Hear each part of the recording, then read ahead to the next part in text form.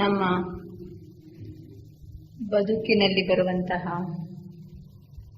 ವಿವಿಧ ಮುಖಗಳು ಏನಿದೆ, ಅದಕ್ಕೋಸ್ಕರನೇ ವಿವಿಧ ಕಲೆಗಳು.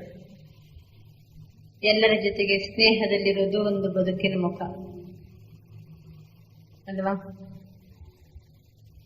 ಅದೇ ರೀತಿ ಅಡಿಗೆ ಮಾಡೋದು, ಊಟ ಮಾಡೋದು, ಬಡಿಸೋದು, ಅದು ಒಂದು ಬದುಕಿನ ಭಾಗ. ಇನ್ನು ಆಂತರಿಕ ಮತ್ತು ಬಾಹ್ಯವಾಗಿ ಶುದ್ಧತೆ ಮತ್ತೆ ಸ್ವಚ್ಛತೆಯಲ್ಲಿರೋದು, ಅದಕ್ಕೂ ಗಮನ ಕೊಡಬೇಕು, ಅದು ಒಂದು ಬದುಕಿನ ಭಾಗ. ಈ ರೀತಿ ಬದುಕಿನ ವಿವಿಧ ಮುಖಗಳಿಗೆ ನಾವು ವೈವಿಧ್ಯಮಯವಾದಂತಹ ಪಾತ್ರವನ್ನ ಅಭಿನಯ ಮಾಡುವಾಗ ನಮ್ಮಲ್ಲಿ ಇರಬೇಕಾದಂತ ಕಲೆಗಳು ಇನ್ನೆಷ್ಟು ಉಳಿದಿವೆ?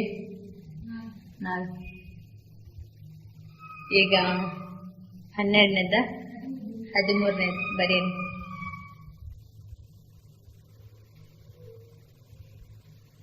ಶಾರೀರಿಕ ಮತ್ತು ಆತ್ಮಿಕ ಶೃಂಗಾರದ ಕಲೆ. ಶಾರೀರಿಕ ಮತ್ತು ಆತ್ಮಿಕ ಶೃಂಗಾರದ ಕಲೆ. ಶಾರೀರಿಕ ಶೃಂಗಾರ ಮಾಡ್ಲಿಕ್ಕೆ ಗೊತ್ತಲ್ವಾ? ಗೊತ್ತಿಲ್ಲ ಅಂತಂದ್ರೆ ಬ್ಯೂಟಿ ಪಾರ್ಲರ್ ಇದೆ. ಆತ್ಮಿಕ ಶೃಂಗಾರ ಮಾಡ್ಲಿಕ್ಕೆ ಗೊತ್ತಾ? ಅದಕ್ಕೂ ಬ್ಯೂಟಿ ಪಾರ್ಲರ್. ಈಶ್ವರ್ಯ ವಿಶ್ವವಿದ್ಯಾಲಯ.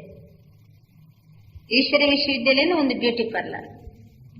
ಆದ್ರೆ ಇಲ್ಲಿ ಬಂದು ನಾವು ಶಿಕ್ಷಣವನ್ನ ಕೇಳಿದ್ರೆ ಯಾವ್ದರ ಬ್ಯೂಟಿ ಜಾಸ್ತಿ ಆಗ್ತದೆ? ಆತ್ಮದ ಬ್ಯೂಟಿ ಜಾಸ್ತಿ ಆಗ್ತದೆ. ಈಗ ಆ ಬ್ಯೂಟಿ ಪಾರ್ಲರಿಗೂ ಈ ಬ್ಯೂಟಿ ಪಾರ್ಲರಿಗಿರುವಂತ ವ್ಯತ್ಯಾಸ ಏನು? ಅದು ಎರಡು ವ್ಯತ್ಯಾಸ ಹೇಳಿಬಿಟ್ರೆ ಆತ್ಮಿಕ ಶೃಂಗಾರ ಅಂದ್ರೆ ಏನು, ದೈಹಿಕ ಶೃಂಗಾರ ಅಂದ್ರೆ ಏನು, ಅದರಲ್ಲೇ ಉತ್ತರ ಬಂದ್ಬಿಡ್ತದೆ. ಆ ಬ್ಯೂಟಿ ಪಾರ್ಲರ್ ಅಲ್ಲಿ ಶರೀರವನ್ನ ಶೃಂಗಾರ ಮಾಡ್ತಾರೆ, ಈ ಬ್ಯೂಟಿ ಪಾರ್ಲರ್ ಅಲ್ಲಿ ಆತ್ಮವನ್ನ ಶೃಂಗಾರ ಮಾಡಲಾಗ್ತದೆ. ಆ ಬ್ಯೂಟಿ ಪಾರ್ಲರ್ ಅಲ್ಲಿ ಶೃಂಗಾರ ಮಾಡ್ಕೊಂಡ್ರೆ ಎಷ್ಟು ಹಣ ಖರ್ಚಿದೆ? ಈ ಬ್ಯೂಟಿ ಪಾರ್ಲರ್ ಅಲ್ಲಿ ಶೃಂಗಾರ ಮಾಡ್ಕೊಂಡ್ರೆ ಪ್ರಾಪ್ತಿ, ಖರ್ಚಲ್ಲ ಪ್ರಾಪ್ತಿ. ಆ ಬ್ಯೂಟಿ ಪಾರ್ಲರ್ ನ ಶೃಂಗಾರ ಮಾಡ್ಕೊಂಡು ಅಡ್ಡಾಡಿದ್ರೆ ನಮ್ಮ ರಕ್ಷಣೆ ಹೆಂಗಿರ್ತದೆ ಅಲ್ವಾ? ಅಣ್ಣಂದಿರದು ಬ್ಯೂಟಿ ಪಾರ್ಲರ್ ಇರಂಗಿಲ್ವ? ಅಕ್ಕಂದಿರದು ಅಷ್ಟೇನಾ?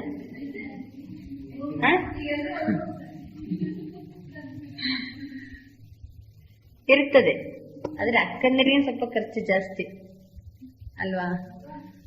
ಹೋಗೋರಿಗೆ ಅಷ್ಟೇ. ಮತ್ತೆ ಆ ಬ್ಯೂಟಿ ಪಾರ್ಲರ್ ಇರುವಂತ ಶೃಂಗಾರ ಟೆಂಪರರಿ. ಒಮ್ಮೆ ಸುಸ್ತಾಯ್ತು, ಬೆವರು ಬಂತು ಅಥವಾ ಮಳೆ ಬಂತು ಅಂದ್ರೆ ಎಲ್ಲ ಶೃಂಗಾರನ ಬಿಡ್ತದೆ, ಹೋಗ್ಬಿಡ್ತದೆ. ಆದ್ರೆ ಈ ಬ್ಯೂಟಿ ಪಾರ್ಲರ್ನ ಶೃಂಗಾರ ಪರ್ಮನೆಂಟ್. ಯಾಕೆಂದ್ರೆ ಆತ್ಮ ಶಾಶ್ವತ ಆಗಿರುವ ಕಾರಣದಿಂದ ಆತ್ಮಿಕ ಶೃಂಗಾರ ಅದು ಶಾಶ್ವತವಾದಂತ ಶೃಂಗಾರ. ಈ ಶೃಂಗಾರ ಮಾಡ್ಕೊಂಡಷ್ಟು ನಮ್ಗೆ ಧೈರ್ಯ ಜಾಸ್ತಿ ಆಗ್ತದೆ, ಆ ಶೃಂಗಾರ ಮಾಡ್ಕೊಂಡಷ್ಟು ಭಯ ಜಾಸ್ತಿ ಆಗ್ತದೆ. ಬಾಬಾ ನೋಡ್ರಿ, ನಮಗೆ ಈ ಶೃಂಗಾರವನ್ನ ಯಾರು ಕಸಿದುಕೊಂಡು ಹೋಗ್ಲಿಕ್ಕೆ ಸಾಧ್ಯ ಇಲ್ಲ, ಅಳಿಸ್ಲಿಕ್ಕೆ ಸಾಧ್ಯ ಇಲ್ಲ. ಯಾವ ಕಳ್ಳನೂ ಸಹಿತ ಒಂದು ಕಳ್ಳತನ ಮಾಡ್ಲಿಕ್ಕೆ ಸಾಧ್ಯ ಇಲ್ಲ.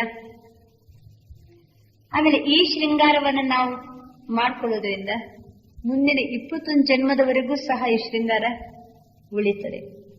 ಈ ಶೃಂಗಾರದಿಂದ ನಮ್ಮ ಜೀವನದ ವ್ಯಾಲ್ಯೂ, ಜೀವನ ಏನಾಗ್ತದೆ? ಮೌಲ್ಯ ಸಂಪನ್ನವಾದಂತ ಜೀವನ ಆಗ್ತದೆ. ಅಲ್ಲಿ ಎಷ್ಟು ಮಟ್ಟಿಗೆ ಮೌಲ್ಯನೋ ಅಲ್ವಾ? ನೋಡುವಾಗ ಇವ್ರು ಯಾರೋ ದೊಡ್ಡವರು ಇರ್ಬೇಕು, ಬಹಳ ಟಿಪ್ ಟಾಪ್ ಇದ್ದಾರೆ ಅಂತ ಅನ್ಬಹುದು. ಆದ್ರೆ ಜೀವನ ಮೌಲ್ಯ ಕಡಿಮೆ ಅಲ್ವಾ? ಅಲ್ಲಿ ಶೃಂಗಾರ ಮಾಡ್ಕೊಳ್ಳೋದು ಯಾರಿಗೋಸ್ಕರ? ಶಾರೀರಿಕವಾಗಿ ಯಾರಿಗೆ ಚಂದ ಕಾಣ್ಬೇಕಂತ. ಚಲೋ ಪೌಡರ್ ಹಾಕೊಳ್ಳೋದು, ಆಮೇಲೆ ಇಲ್ಲಿಗೊಂದು ಬಣ್ಣ, ಇಲ್ಲಿಗೊಂದು ಬಣ್ಣ ಅಲ್ವಾ? ಆಮೇಲೆ ಯಾವ ಸೀರೆನೋ ಅದೇ ಬಣ್ಣದ್ದು ಟಿಕ್ಕಿ ಇಡೋದು. ಆಮೇಲೆ ಇನ್ನು ಅಕ್ಕಂದ್ರದ್ದು ಬೇಕಾದಷ್ಟು ವೆರೈಟಿ ಇದೆ. ಈಗ ಅಕಸ್ಮಾತ್ ಶೃಂಗಾರ ಮಾಡ್ಕೊಂಡೇವಂತ ತಿಳ್ಕೋಣ, ಯಾರಿಗೋಸ್ಕರ? ಯಾರ ಕಣ್ಣಿಗೆ? ನನಗೆ ಕಾಣ್ತದ? ನಾನು ಕನ್ನಡಿ ಮುಂದೆ ನಿಂತರಷ್ಟೇ ನನಗೆ ಕಾಣ್ತದಷ್ಟೇ. ನಾವು ಕನ್ನಡಿ ಮುಂದೆ ನಿಲ್ಲಂಗಿಲ್ಲ, ಏನಿಲ್ಲ. ಅಲ್ಲಿ ತುಂಬಾ ಜನ ಬರ್ತಾರೆ, ಅದಕ್ಕೋಸ್ಕರ ಅದು ಚಲೋದು ಸೀರೆ ಇರ್ಲಿ ಅಂದ್ರೆ ಅರ್ಥ ಏನು? ಚಲೋ ಸೀರೆ ತುಂಬಾ ಜನರ ಕಣ್ಣಿಗೋಸ್ಕರ. ಯಾರು ಸಹ ಶೃಂಗಾರ ಮಾಡ್ಕೊಂಡು ಕಾಡಿಗೆ ಕಟ್ಟಿಗೆ ತರ್ಲಿಕ್ಕೆ ಹೋಗಂಗಿಲ್ಲ. ಬಹಳ ಶೃಂಗಾರ ಮಾಡ್ಕೊಂಡು ಎಲ್ಲಿ ಹೋಗ್ತಾರೆ?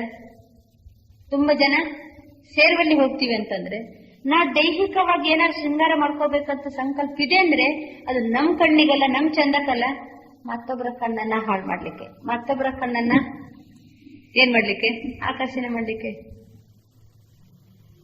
ದೇಹಾಭಿಮಾನ ಇದ್ದವರೇ ದೈಹಿಕ ಶೃಂಗಾರ ಮಾಡ್ಕೊಳ್ತಾರೆ. ಆತ್ಮಾಭಿಮಾನಿಗಳು ಆತ್ಮ ಶೃಂಗಾರದ ಕಡೆಗೆ ಗಮನ ಕೊಡ್ತಾರೆ. ದೇಹಾಭಿಮಾನಿಗಳೇ ಏನ್ ಮಾಡೋದು? ದೇಹದ ಶೃಂಗಾರಕ್ಕೆ ಗಮನ ಕೊಡ್ತಾರಲ್ವಾ. ಬಾಬನ್ ಮಕ್ಕಳು ಏನ್ ನೋಡ್ರಿ, ಬಾಬಾ ನಮಗಂತೂ ಎಲ್ಲಾ ಬಿಡಿಸ್ಬಿಡ್ತಾರ ಬಾಬಾ ಅಲ್ವಾ. ಯಾಕೆ ಅಂತಂದ್ರೆ ನಾವು ಎಷ್ಟು ಸಿಂಪಲ್ ಇರ್ತೀವೋ ಆ ಧಾರಣೆನೇ ನಮ್ಮ ಜೀವನದ ರಕ್ಷಣೆಗೆ ಕಾರಣ. ಧಾರಣಾತ್ ಧರ್ಮ ಅಂದ್ರೆ ಅರ್ಥ ಏನು? ನಾವು ನಮ್ಮ ಜೀವನದಲ್ಲಿ ಏನ್ ಧರಿಸ್ತೀವಿ ಅದೇ ಧಾರಣೆ, ಏನ್ ಧರಿಸ್ತೀವಿ ಅದೇ ಧಾರಣೆ. ಆ ಧಾರಣೆಯೇ ನಮ್ಮ ಧರ್ಮ. ನಾವು ಅದನ್ನ ರಕ್ಷಿಸಿದ್ರೆ ಅದು ನಮ್ಮನ್ನ ರಕ್ಷಣೆ ಮಾಡ್ತದೆ. ಧರ್ಮೋ ರಕ್ಷತಿ ರಕ್ಷಿತ. ನಾವು ಧರ್ಮವನ್ನು ರಕ್ಷಿಸಿದ್ರೆ ಧರ್ಮ ನಮ್ಮನ್ನು ರಕ್ಷಣೆ ಮಾಡ್ತದೆ. ಅಂದ್ರೆ ಅರ್ಥ ಏನು? ತಂದೆ ನಾವು ಮಕ್ಕಳಿಗೆ ಜೀವನದಲ್ಲಿ ಯಾವ ಧಾರಣೆ, ಯಾವ ನಿಯಮ, ಯಾವ ಸರಳತೆಯನ್ನು ಕಲಿಸಿಕೊಟ್ರು ಅದನ್ನು ನಾವು ಮನಪೂರ್ವಕವಾಗಿ ನಾವು ಧರಿಸಿದ್ರೆ ಆ ಧರ್ಮ ನಮ್ಮನ್ನ ಏನ್ ಮಾಡ್ತದೆ? ರಕ್ಷಣೆ ಮಾಡ್ತದೆ, ರಕ್ಷಿಸ್ತದೆ. ಅದಕ್ಕೋಸ್ಕರವಾಗಿ ತಂದೆ ನಾವು ಮಕ್ಕಳಿಗೆ ಆತ್ಮಿಕವಾಗಿ ಶೃಂಗಾರವನ್ನ ಮಾಡ್ತಾ ಇದ್ದಾರೆ. ಹಾಗೆ ನಾನು ಆತ್ಮಿಕ ಆತ್ಮ ಅಂತ ಹೇಳ್ಕೊಂಡು ಆತ್ಮ ಜ್ಞಾನ ಕೇಳೋದು ಅಥವಾ ಒಳ್ಳೆ ಶಾಂತತೆಯಲ್ಲಿರೋದು, ಪ್ರೀತಿಯಲ್ಲಿರೋದು, ಸ್ನೇಹದಲ್ಲಿರೋದು, ಎಲ್ಲ ದೈವಿ ಮೌಲ್ಯವನ್ನ ನಮ್ಮ ಜೀವನದಲ್ಲಿ ಧರಿಸುವುದು ಸರಿ. ಆತ್ಮಿಕ ಶೃಂಗಾರ ಏನಾಗ್ತದೆ? ಜಾಸ್ತಿ ಆಗ್ತದೆ. ಒಬ್ಬ ವ್ಯಕ್ತಿ ನೋಡುವಾಗ ಎಷ್ಟೇ ಸುಂದರ ಇರಲಿ, ನೋಡುವಾಗ ಎಷ್ಟೇ ಟಿಪ್ ಟಾಪ್ ಇರಲಿ, ಅಥವಾ ನೋಡುವಾಗ ಒಳ್ಳೆ ದೈಹಿಕ ಪರ್ಸನಾಲಿಟಿ ಇಷ್ಟು ಆಕರ್ಷಕ ಇದೆ ಅಂತ ತಿಳ್ಕೊಂಡು ಅಕಸ್ಮಾತ್ ಅವನಿಗೆ ಎದ್ದರೆ ಕುಂತರೆ ಸಾಕು, ಒಬ್ರು ಬಂದ್ರೆ ಸಾಕು, ಒಬ್ರು ಮಾಡಿದ್ರೆ ಸಾಕು, ಬರೀ ಸಿಟ್ಟು ಇದ್ರೆ ಅವನ ಪರ್ಸನಾಲಿಟಿ ಏನಾಗ್ತದೆ? ಅವನ ವ್ಯಕ್ತಿತ್ವ ಏನಾಗ್ತದೆ? ಕೆಲವೊಮ್ಮೆ ನೋಡ್ರಿ ವೈಟ್ ಡ್ರೆಸ್ ಹಾಕೊಂಡಿರ್ತಾರೆ ಕೆಲವರು. ಹೇಗೆ ಒಂದು ಬ್ರಹ್ಮಕುಮಾರ ಡ್ರೆಸ್ ಹೇಗೋ ಹಾಗೇನೆ ಇಲ್ಲಿ ತನಕ ಅದು ಜುಬ್ಬ ಇರ್ತದೆ, ಆಮೇಲೆ ವೈಟ್ ಡ್ರೆಸ್ ಅಲ್ಲಿ ಇರ್ತಾರೆ, ಬಹಳ ವೈಟ್ ಇರ್ತದೆ. ಯಾವ್ದಾರ ಒಂದು ಅಂಗಡಿಯಲ್ಲಿ ಮುಂದೆ ನಿಂತು ಸಿಗರೇಟ್ ಸೇರ್ತಾ ಇದ್ದಾರೆ ಅಂತ ತಿಳ್ಕೊಂಡು ನಿಮ್ಗೆ ಆ ಡ್ರೆಸ್ ಅವ್ರನ್ನ ಕಂಡಾಗ ಆ ವ್ಯಕ್ತಿತ್ವದ ಫುಲ್ ಏನಾಗ್ಬಿಡ್ತದೆ? ಚಂದ ಹೋಗ್ಬಿಡ್ತದಲ್ವಾ. ಈಗ ನಾವು ಎಕ್ಸ್ಟರ್ನಲ್ ನಮ್ಮ ಹೊರಗಿನ ಒಂದು ಭೌತಿಕವಾದಂತ ಈ ಶರೀರದ ಪರ್ಸನಾಲಿಟಿಯ ಕಡೆಗೆ ಎಷ್ಟು ಟೆನ್ಷನ್ ಕೊಡ್ತೀವಿ, ಅದೇ ರೀತಿ ಆತ್ಮಿಕ ಪರ್ಸನಾಲಿಟಿ ಡೆವಲಪ್ ಮಾಡಲಿಕ್ಕೆ ನಾವೇನು ಟ್ರೈನಿಂಗ್ ತಗೋತೀವಿ ಈಶ್ವರಿ ವಿಶ್ವವಿದ್ಯಾಲಯದಲ್ಲಿ. ಇದರಿಂದ ನಮ್ದು ಆತ್ಮಿಕ ಶೃಂಗಾರ ಜಾಸ್ತಿ ಆಗ್ತದೆ. ಇನ್ನು ದೈಹಿಕ ಪರ್ಸನಾಲಿಟಿಗೋಸ್ಕರ ಊಟ ಎಲ್ಲ ಕೊಡ್ರಿ, ಎಲ್ಲ ಮಾಡ್ರಿ. ಆದರೆ ಈ ದೇಹ ಚಂದ ಕಾಣಬೇಕು ಅಂತ ನಾವೇನ್ ಮಾಡ್ಲಿಕ್ಕೆ ಹೋಗ್ಬಾರ್ದು. ಇದ್ದ ಚಂದ ಇರ್ಲಿ, ಅವರವರದೇ ಆದಂತ ಒಂದು ಚಂದ ಇರ್ತದೆ, ಅದೇ ಇರ್ಲಿ. ಆದ್ರೆ ಎಷ್ಟ ಏನ್ ಮಾಡ್ಲಿಕ್ಕೆ ಹೋಗ್ಬಾರ್ದು, ಅದಕ್ಕೆ ನಾವು ಮಾಡ್ಲಿಕ್ಕೆ ಹೋಗ್ಬಾರ್ದು. ಇನ್ನು ಕುಂಕುಮ ಇರ್ಲಿ, ಅದು ಒಂದು ಇಡಬೇಕು ಅಂತ ನಿಮಗೆ ಮೊದಲಿಂದ ಸಹಿತ ಮಾಡ್ಕೊಂಬಂದಿರೋದು. ಅಕಸ್ಮಾತ್ ನಮ್ಮ ಹಂಗೆ ತೆಗೆದು ಬಿಟ್ರೆ ಜಗತ್ನಲ್ಲಿ ಗಲಾಟೆ ಚಾಲಾಗ್ಬಿಡ್ತದೆ, ನಮ್ಮನ್ನು ಉಳಿಸ್ಬಿಡ್ತಾರೆ ಊರಿಂದ ಅಲ್ವಾ. ಯಾವುದೋ ಒಂದು ಅರ್ಥಕ್ಕೋಸ್ಕರ ನಿಟ್ಟಿರ್ತಾರಲ್ವಾ, ಬಳಸ್ಕೊಂಡ್ಬಿಟ್ರೆ. ಆದ್ರೆ ಕೆಂಪು ಸೀರೆ ಉಟ್ಟಾಗ ಕೆಂಪು ಬಣ್ಣ, ಹಸಿರು ಸೀರೆ ಉಟ್ಟಾಗ ಹಸಿರು ಬಣ್ಣ, ಕೆಲವೊಮ್ಮೆ ಉದ್ದ ಕೆಲವೊಮ್ಮೆ ಅಡ್ಡ, ಹಾಗೆಲ್ಲ ಆದ ಕೂಡಲೇ ಅವರು ಹಿಂದೂ ಧರ್ಮದ ಸಂಸ್ಕೃತಿಯಲ್ಲಿದ್ದಂತ ಸತ್ಯತೆನೇ ಏನಾಗ್ಬಿಡ್ತು, ಹೋಗ್ಬಿಡ್ತಲ್ಲ. ಕುಂಕುಮದ ರಹಸ್ಯ ಏನು ಉಳಿತಂಗದು? ಕುಂಕುಮದ ರಹಸ್ಯನೇ ಉಳಿದಿಲ್ಲ. ನಮ್ಗೆ ಎಷ್ಟೋ ವಿಶ್ವ ಹಿಂದೂ ಪರಿಷತ್ತಿನ ನಮ್ಗೆ ಕ್ವಶನ್ ಹಾಕಿದ್ರು, ಏನ್ರಿ ನೀವು ಕುಂಕುಮ ಹಾಕಂಗಿಲ್ಲ, ಬಳೆ ಧರಿಸಂಗಿಲ್ಲ, ನಾವು ಹಿಂದೂ ಸಂಸ್ಕೃತಿ ಸನಾತನ ಧರ್ಮಕ್ಕೆ ನೀವು ವಿರೋಧ ಇದ್ದೀರಿ. ಅದಕ್ಕೆ ನಾವೊಂದು ಮಾತಂದೆವು, ಸನಾತನ ಧರ್ಮವನ್ನ ಅಳಿಸುವಂತ ಕುಂಕುಮ, ಒಡೆಯುವಂತ ಬಳೆ ಅಳತೆ ಮಾಡುವಂತ ಅಳತೆಗೋಲಲ್ಲ. ಅದರ ಸತ್ಯತೆ ಏನು, ಅದರ ರಹಸ್ಯ ಏನು, ಕುಂಕುಮ ಇಟ್ಕೊಂಡು ಬಂದಂತ ಹಿನ್ನೆಲೆ ಏನು ಹಿಂದೂ ಸಂಸ್ಕೃತಿಯಲ್ಲಿ, ಅಥವಾ ಬಳೆ ಧರಿಸಿದಂತ ಹಿನ್ನೆಲೆ ಏನು ಅನ್ನುವಂತ ರಹಸ್ಯದ ಅರಿವು ಗೊತ್ತಿಲ್ಲದೆ ಬರೀ ನಾವು ಅದನ್ನಷ್ಟೇ ಧರಿಸಿದ್ರೆ ನೀವು ಅಂತ ವಿಶಾಲವಾದಂತ ಹಿಂದೂ ಸಂಸ್ಕೃತಿಯನ್ನ ಅಳಿಸಿ ಹೋಗುವಂತ ಕುಂಕುಮ, ಒಡೆಯುವಂತ ಬಳೆ ಏನಲ್ಲ ಅದು ಅಳತೆಗೋಲಲ್ಲ. ನಾವು ಅಳಿಸಲಾರದಂತ ಕುಂಕುಮವನ್ನು ಧರಿಸಿದೀವಿ, ನಿಮ್ ಕಣ್ಣಿಗಷ್ಟೇ ಅದು ಕಾಣೋದಿಲ್ಲ. ಆಕ್ಚುಲಿ ಕುಂಕುಮ ಇಟ್ಕೊಂಡು ಬರ್ಲಿಕ್ಕೆ ಯಾವ ಉದ್ದೇಶನ, ಆ ಉದ್ದೇಶವನ್ನ ನಮ್ಮ ಜೀವನದಲ್ಲಿ ತಂದಿದ್ದೀವಿ. ಕುಂಕುಮ ಧರಿಸದಿರ್ಬೋದು ಅಲ್ವಾ. ಒಳಗಡೆ ಇರುವಂತ ಸ್ಮೃತಿ ತಿಲಕ, ಆತ್ಮಿಕ ತಿಲಕ, ವಿಜಯ ತಿಲಕ, ಅದು ಸದಾ ಹಣೆಯ ನಡುವೆ ಶಾಶ್ವತವಾಗಿ ಇರ್ತದೆ. ಬಳೆ ಜೀವನದಲ್ಲಿ ಸದಾಕಾಲಕ್ಕೂ ನಮ್ಮ ಸ್ವಪರಿವರ್ತನೆ, ವಿಶ್ವ ಪರಿವರ್ತನೆ ಬಗ್ಗೆ ಕಂಕಣಬದ್ಧಾಗಿ ನಿಂತಿದೀವಿ ಅಂತಂದ್ರೆ ನಾವು ಒಡೆಯದ ಬಳೆಯನ್ನ ಧರಿಸಿದೀವಿ ಅಂತ ಅರ್ಥ. ನೀವು ಅಕ್ಕಂದಿರು ಮನೆ ಬಂದ ಕೂಡಲೇ ಇವ್ರು ಅವ್ರಿಗೆ ಕುಂಕುಮ ಮಾಡ್ತಾರೆ, ಅವ್ರು ಇವ್ರಿಗೆ ಕುಂಕುಮ ಮಾಡ್ತಾರೆ ಅಲ್ವಾ? ಮನೆ ಬಂದ ಕೂಡಲೇ ಅಕ್ಕಂದಿರು ಮಾಡ್ತಿರಲ್ಲ. ಅದು ನೋಡ್ರಿ ಎಷ್ಟು ಸಂಸ್ಕೃತಿಯಲ್ಲಿ ಬಂದಂತ ಹಿನ್ನೆಲೆ ಏನು. ನಾವು ಆತ್ಮ ಇದ್ದೀವಿ, ನೀವು ಆತ್ಮ ಬಂದ ಕೂಡಲೇ ಅವರಿಗೆ ಆತ್ಮಿಕ ಸ್ಮೃತಿ ಮಾಡಿಕೊಡ್ಬೇಕನ್ನುವಂತಹ ಉದ್ದೇಶದಿಂದ ಹಿರಿಯರ ಕ್ರಮ ಇಟ್ಟದ್ದು. ಇದು ಏನೇನೋ ಮಾತಾಡ್ಕೊಂಡು ನಕ್ಕೊಂಡು ಹಿಂಗ್ ಕುಂಕುಮ ಮಾಡ್ತಾರೆ, ಅವರು ಮಾತಾಡ್ಕೊಂಡು ನಕ್ಕೊಂಡು ಕುಂಕುಮ ಮಾಡ್ತಾರೆ. ಎಲ್ಲಿ ಆತ್ಮನೋ ಮತ್ತೊಂದು ಯಾವ್ದು ಸ್ಥಿತಿ ಇರುವುದಿಲ್ಲ, ನೆನಪಿರಂಗಿಲ್ಲ. ಅದಕ್ಕೋಸ್ಕರ ದೈಹಿಕವಾಗಿ ನಮ್ಗೆ ಈ ರೀತಿ ಇರ್ಬೇಕಂತ ಕೆಲವು ನಿಯಮಬದ್ಧವಾದಂತ ಇದೆ, ಆ ರೀತಿ ಧರಿಸ್ರಿ ಅಷ್ಟೇ. ಅದು ಚಂದ ಕಾಣ್ಬೇಕು, ಫ್ಯಾಷನ್ ಅನಿಸ್ಬೇಕು, ಈ ದೃಷ್ಟಿಯಿಂದ ಏನ್ ಮಾಡ್ಲಿಕ್ಕೆ ಹೋಗಬಾರ್ದು. ಇದ್ದ ಶೃಂಗಾರವನ್ನು ಮುಚ್ಕೋಬೇಕು ವಿನಃ ಅದನ್ನ ಕಾಣೋ ಹಾಗೆ ಪ್ರದರ್ಶನ ಮಾಡಬಾರ್ದು. ನಾವು ಎಷ್ಟು ಸಿಂಪಲ್ ಇರ್ತೀವೋ ಅಷ್ಟು ನಮ್ಮ ವ್ಯಕ್ತಿತ್ವ ಅಥವಾ ನಮ್ಮ ಘನತೆ ಅದು ಜಾಸ್ತಿ ಆಗ್ತದೆ. ಅದು ಸಹ ಬಾಬನ ಮಕ್ಕಳಾಗಿ ನಾವು ಜ್ಞಾನ ಕೇಳ್ತೀವಿ ಅಂತಂದ್ಮೇಲೆ ಜನರ ಮುಂದೆ ಹೋದಾಗ ವರ್ತಿಸುವಾಗ ನಮ್ಮ ನಡೆ ನುಡಿ ಈ ಶೃಂಗಾರವನ್ನು ಅವ್ರ ಮುಂದೆ ಪ್ರದರ್ಶನ ಮಾಡಬೇಕು. ಆಶ್ಚರ್ಯ ಆಗ್ಬೇಕು, ಇವ್ರು ಇಷ್ಟು ಖುಷಿಯಲ್ಲಿದ್ದಾರಲ್ಲ, ಇವ್ರಿಗಿಂತ ಖುಷಿ ಶೃಂಗಾರ ಎಲ್ಲಿಂದ ಆಯ್ತು? ನಮ್ಮ ಬಗ್ಗೆ ಅವರು ಸಂಸಾರ ಇದೆ, ಮತ್ತೊಂದಿದೆ, ಹಂಗಿದೆ, ಎಷ್ಟು ಖುಷಿಯಲ್ಲಿ ಇರ್ತಾರಲ್ಲ ಅಂತ ಈ ರೀತಿ ನಮ್ಮ ಶೃಂಗಾರ, ಆತ್ಮಿಕ ಶೃಂಗಾರವನ್ನ ನಾವು ಪ್ರದರ್ಶನ ಮಾಡೋಣ. ನಮ್ಮ ಶಾಂತತೆಯನ್ನ ಬೆಳಕಿ ತರಿಸೋಣ. ಅಥವಾ ನಮ್ಮ ಸಮಾಧಾನತೆ, ಸ್ನೇಹ, ಪ್ರೀತಿ, ಆತ್ಮೀಯತೆ, ನಯ, ವಿನಯ, ನಮ್ರತೆ. ಯಾವಾಗಲೂ ಫಲ ತುಂಬಿದಂತ ವೃಕ್ಷ ಹೆಂಗಿರ್ತದೆ? ಅದು ಬಾಗಿ ಇರ್ತದೆ. ಫಲ ತುಂಬಿದಂತ ವೃಕ್ಷ ಬಾಗಿ ಇರ್ತದೆ. ಬಾಳೆ ಗಿಡದಲ್ಲಿ ದೊಡ್ಡ ಗೊನೆ ಬಿಡ್ತಂತ ತಿಳ್ಕೊಂಡು ಕೊನೆಗೆ ಅದು ಏನ್ ಮಾಡ್ತದೆ? ಅದು ಬಾಗ್ತದೆ. ಅದೇ ರೀತಿ ನಾವೆಲ್ಲ ಗುಣ, ಎಲ್ಲ ಶಕ್ತಿಯಿಂದ ನಮ್ಮನ್ನ ಶೃಂಗಾರ ಮಾಡಿಕೊಂಡು ನಾವು ಸಂಪನ್ನ ಸ್ಥಿತಿಯಲ್ಲಿ ಇದ್ದೀವಿ ಅಂತಂದ್ರೆ ಯಾವಾಗಲೂ ಬಾಗಿ ನಡಬೇಕು. ಅಲ್ಲಿ ಅಹಂಕಾರ ಜ್ಞಾನಿಗೆ ಬರುವಂತ ದೊಡ್ಡ ಮಾಯನೆ ಅದೇ. ಏನು? ಎಲ್ಲ ತಿಳ್ಕೊಂಡ್ಬಿಟ್ಟಿದ್ದೀನಿ. ಕೆಲವರು ನಮ್ಮ ಹತ್ರ ಚರ್ಚೆ ಮಾಡ್ತಾರ. ನೀವು ಚರ್ಚೆ ಮಾಡುವ ಫುಲ್ ಬಾಗಿ ಉತ್ತರ ಕೊಡಿ. ನಮ್ಗಿಂತ ನೀವೇ ಏನಾಗಿದ್ದೀರಿ? ಜಾಸ್ತಿ ತಿಳಿದವರಿದ್ದೀರಿ, ಅನುಭವಿ ಇದ್ದೀರಿ ಅಂತ ಏನ್ ಮಾಡ್ಬೇಕು? ಅವ್ರ ಜೊತೆಗೆ ಬಾಗಿ ಉತ್ತರ ಕೊಡ್ಬೇಕು. ನಮ್ ಸತ್ಯತೆಯನ್ನ ಸಿದ್ಧ ಮಾಡ್ಬೇಕು, ನಾವು ಹೇಳ್ಬೇಕು. ಆದ್ರೆ ಅವರಿಗೆ ಏನು, ನಾವು ಬಾಗುವಂತ ಗುಣ, ನಮ್ರತೆ ಇದು ಬೇಕೇ ಬೇಕು. ಫಲ ತುಂಬಿದಾಗ, ಸರ್ವಗುಣ ಸರ್ವಶಕ್ತಿಯಿಂದ ಸಂಪನ್ನಾದಾಗ ಅದು ನಮ್ಮ ವಿಶೇಷತೆ ಸ್ಪಷ್ಟವಾಗಿ ಎದ್ದು ಕಾಣ್ತಾ ಇರ್ತದೆ. ಈ ರೀತಿ ಆತ್ಮಿಕವಾಗಿ ಸರ್ವ ಗುಣಗಳಿಂದ, ಸರ್ವ ಶಕ್ತಿಗಳಿಂದ, ಜ್ಞಾನ ರತ್ನಗಳಿಂದ ನಮ್ಮನ್ನ ಶೃಂಗಾರ ಮಾಡಿಕೊಳ್ಳುವಂತ ಕಲೆ ಎಲ್ಲಿ ಬರ್ತದೆ? ಈ ರಾಜಯೋಗನ ಅಭ್ಯಾಸ ಮಾಡುವಾಗ ನ್ಯಾಚುರಲ್ ಆಗಿ ಬರ್ತದೆ. ಕೊನೆ ನಮ್ಗೇನೆ ಆಶ್ಚರ್ಯ, ನಾನು ಎಷ್ಟು ಸಮಾಧಾನ ಇದ್ದೀನಲ್ಲ, ಮೊದಲನೇ ಸಿಟ್ಟೆ ಬರ್ತಾ ಇಲ್ಲಲ್ಲ, ಹೇಗ್ ಸಿಟ್ಟು ಹೋಯ್ತಂತ ಗೊತ್ತಿಲ್ಲ ನಮ್ಗೆ. ಎಷ್ಟು ಅಂತ ಒಳ್ಳೆ ಖುಷಿಯಲ್ಲಿದ್ದಾನಲ್ಲ, ಈಗ ಎಷ್ಟು ಸಮಾಧಾನದಲ್ಲಿದ್ದೀನಿ ಅಂತ ಆಟೋಮೆಟಿಕ್ ನಮ್ಗೆ ಗೊತ್ತಿಲ್ಲದ ಹಾಗೇನೆ ಬಾಬಾ ನಮ್ಮನ್ನ ಏನ್ ಮಾಡ್ತಿದ್ದಾರೆ? ಶೃಂಗಾರ ಮಾಡ್ತಿದ್ದಾರೆ. ಇಲ್ಲಿ ಶೃಂಗಾರ ಮಾಡ್ಕೊಳ್ಳಿಕ್ಕೆ ಏನೂ ಕಷ್ಟ ಇಲ್ಲ. ಪ್ರತಿದಿನ ಶಿಲ್ಪಿಯ ಮುಂದೆ ಬಂದು ಕೂತ್ಕೊಳ್ಬೇಕಷ್ಟೇ. ಅದೊಂದು ಕೆಲಸ ಮಾಡ್ಬೇಕು. ನೀವು ಮನೆಯಲ್ಲೇ ಕೂತ್ಕೊಂಡ್ರೆ ಆಗಂಗಿಲ್ಲ. ಶಿಲ್ಪಿ ಯಾರು? ಶಿವಬಾಬಾ. ದಿನಾ ಜ್ಞಾನದ ಸುತ್ತಿಗೆ ಇಟ್ಕೊಂಡು ಏನ್ ಮಾಡ್ತಾ ಇರ್ತಾರೆ? ಬಡಿತಾ ಇರ್ತಾರೆ. ದಿನ 1 ಗಂಟೆ ಅವ್ನ ಸುತ್ತಿಗೆ ಇಟ್ಕೊಂಡು ಬಡಿಯೋ ಟೈಮಿಗೆ ಕೂತ್ಕೊಂಡ್ಬಿಡ್ತಂತೆ. ಎಷ್ಟು ಗಂಟೆ ಬಡಿಲಿಕ್ಕೆ ಚಾಲು ಮಾಡ್ತಾರೆ ಬಾಬಾ? 7 ರಿಂದ 8 ಗಂಟೆ. ಆ ಟೈಮ್ಗೆ ಆಕ್ಚುಲಿ ನಾವು ಕಲ್ಲು ಬುದ್ಧಿ ಅಂತ ನಾವು ಆತ್ಮಗಳಲ್ವಾ? ಅದಕ್ಕೋಸ್ಕರ ಅಂತ ಬುದ್ಧಿ ಇದ್ದರೂ ಸಹ ನಾವು ಬಂದು ಕೂತ್ಕೊಳ್ಳುವಷ್ಟು ಮನಸ್ಸು ಧೈರ್ಯ ಮಾಡ್ಬಿಟ್ರೆ ನಮ್ಮ ಮೂರ್ತಿ ಆಟೋಮೆಟಿಕ್ ಯಾರು ಕೆತ್ತಿ ಬಿಡ್ತಾರೆ? ನಮ್ಗೆ ಗೊತ್ತಿಲ್ಲದ ಹಾಗೆ ಎಷ್ಟೋ ಮೌಲ್ಯ ನಮ್ಮ ಜೀವನದಲ್ಲಿ ಜಾಗೃತ ಆಗಿರ್ತದೆ. ಆದ್ರಿಂದ ಈಶ್ವರಿ ವಿಶ್ವವಿದ್ಯಾಲಯ ಆತ್ಮಿಕ ಶೃಂಗಾರವನ್ನು ಮಾಡಿಕೊಳ್ಳುವಂತಹ ಬ್ಯೂಟಿ ಪಾರ್ಲರ್ ವಿದೌಟ್ ಫೀಸ್. ಇಲ್ಲಿ ಏನಿಲ್ಲ, ಫೀಸ್ ಇಲ್ಲ, ಉಚಿತ ಪ್ರವೇಶ, ಆದರೆ ಶಾಶ್ವತ ಶೃಂಗಾರ. ಮುಂದಿನ ಕಲೆ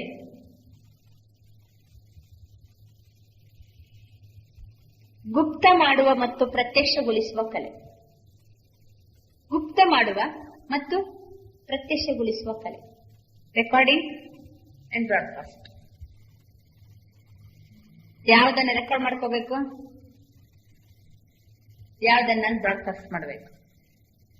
ರೆಕಾರ್ಡಿಂಗ್ ಆರ್ಗನ್ ಯಾವುದು? ಶರೀರದಲ್ಲಿ. ಕಿವಿ ರೆಕಾರ್ಡಿಂಗ್ ಆರ್ಗನ್ ಅಲ್ವಾ? ಕಣ್ಣು ರೆಕಾರ್ಡಿಂಗ್ ಆರ್ಗನ್. ಇದು ಶಬ್ದವನ್ನ ರೆಕಾರ್ಡ್ ಮಾಡ್ಕೊಳ್ತದೆ, ಇದು ದೃಶ್ಯವನ್ನ ರೆಕಾರ್ಡ್ ಮಾಡ್ಕೊಳ್ತದೆ. ಟಿವಿ ದೃಶ್ಯವನ್ನ ಟೆಲಿಕಾಸ್ಟ್ ಮಾಡ್ತದೆ, ರೇಡಿಯೋ ಅಲ್ಲ ಟಿವಿ ಸ್ಟೇಷನ್ ಅಲ್ಲಿ ರೆಕಾರ್ಡಿಂಗ್ ಅಲ್ವಾ, ರೆಕಾರ್ಡ್ ಮಾಡಿ ಮತ್ತೆ ತೋರಿಸ್ತಾ ಇರ್ತದೆ. ರೇಡಿಯೋ ಸ್ಟೇಷನ್ ಅಲ್ಲಿ ಶಬ್ದ ತರಂಗವನ್ನ ಕಳಿಸ್ತಾ ಇರ್ತಾರೆ. ಬಾಯಿ ಏನು ರೆಕಾರ್ಡ್ ಬ್ರಾಡ್ಕಾಸ್ಟ್, ಬಾಯಿ ಬ್ರಾಡ್ಕಾಸ್ಟ್ ಬಾಯಿ ಬ್ರಾಡ್ಕಾಸ್ಟ್ ಮಾಡ್ತಾ ಇರ್ತದೆ. ಬಾಯಿ ಬ್ರಾಡ್ಕಾಸ್ಟ್ ಮಾಡ್ತದಲ್ವಾ. ಕಣ್ಣು ಸಹಿತ ಕೆಲವೊಮ್ಮೆ ಬ್ರಾಡ್ಕಾಸ್ಟ್ ಮಾಡ್ತದೆ, ರೆಕಾರ್ಡ್ ಮಾಡ್ಕೊಳ್ತದೆ, ಬ್ರಾಡ್ಕಾಸ್ಟ್ ಸಹಿತ ಮಾಡ್ತದೆ ಕಣ್ಣು. ಹೇಗೆ? ನನಗೇನಾದ್ರು ಚಿಂತೆ ಇದ್ರೆ, ದುಃಖ ಇದ್ರೆ ಕಣ್ಣು ತೋರಿಸ್ತದಲ್ವಾ. ಕೆಲವೊಮ್ಮೆ ಏನಾದ್ರು ಅಕ್ಕ ನಿಮ್ಗೊಂದು ಮಾತು ಹೇಳ್ತೀನಿ ಮತ್ತೆ ಹಿಂಗೆ ಮಾಡ್ಬಿಡ್ತೀವಿ ಅಂದ್ರೆ ಅರ್ಥೇನು, ಅದನ್ನ ನಮ್ಮಿಡ ಸುಳ್ಳು ಅಂತಲೋ ಮತ್ತೊಂದು ಈ ಕಣ್ಣಿನಲ್ಲಿ ಸಹಿತ ಕೆಲವು ಏನ್ ಮಾಡ್ಬೋದು ನಾವು ಬ್ರಾಡ್ಕಾಸ್ಟ್ ಮಾಡ್ಲಿಕ್ಕೆ ಬರ್ತದೆ. ಈಗ ಗುಪ್ತ ಮಾಡಿಕೊಳ್ಳೋದು, ಆತ್ಮದಲ್ಲಿ ಕೆಲವು ಸಂಸ್ಕಾರವನ್ನು ಏನ್ ಮಾಡ್ಕೊಳ್ತೀವಿ ನಾವು, ಗುಪ್ತ ಮಾಡ್ಕೊಳ್ತೀವಿ.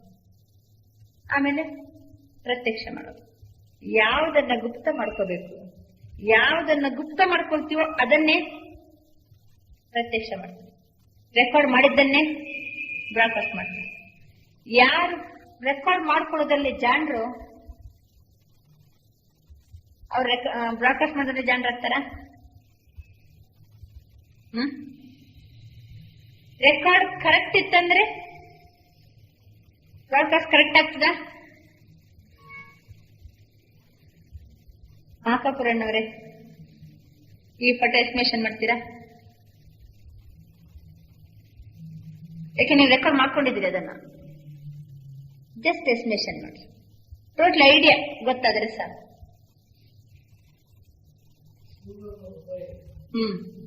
ನೀವು ಈ ರೀತಿ ಎಸ್ಟಿಮೇಷನ್ ಮಾಡ್ರಿ, ನಮಗೆಲ್ಲ ಯಾರಿಗೂ ಶುಭ ಬಂದ್ರೆ ಯಾರಂತಲೇ ಗೊತ್ತಿಲ್ಲ.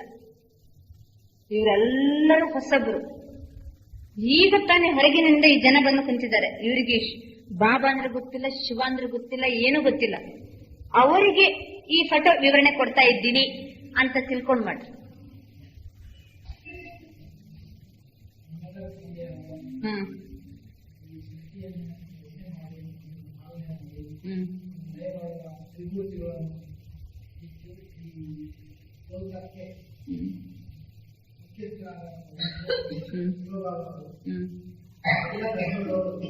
ಒಂದೊಂದು ರೀತಿಯಲ್ಲಿ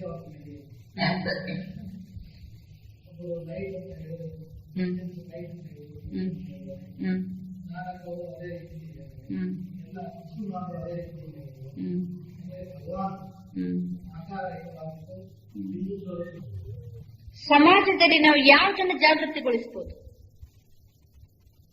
ಇದನ್ನ ಹೇಳುವುದರಿಂದ ಸಮಾಜಕ್ಕೆ ಏನ್ ಲಾಭ ಇದೆ?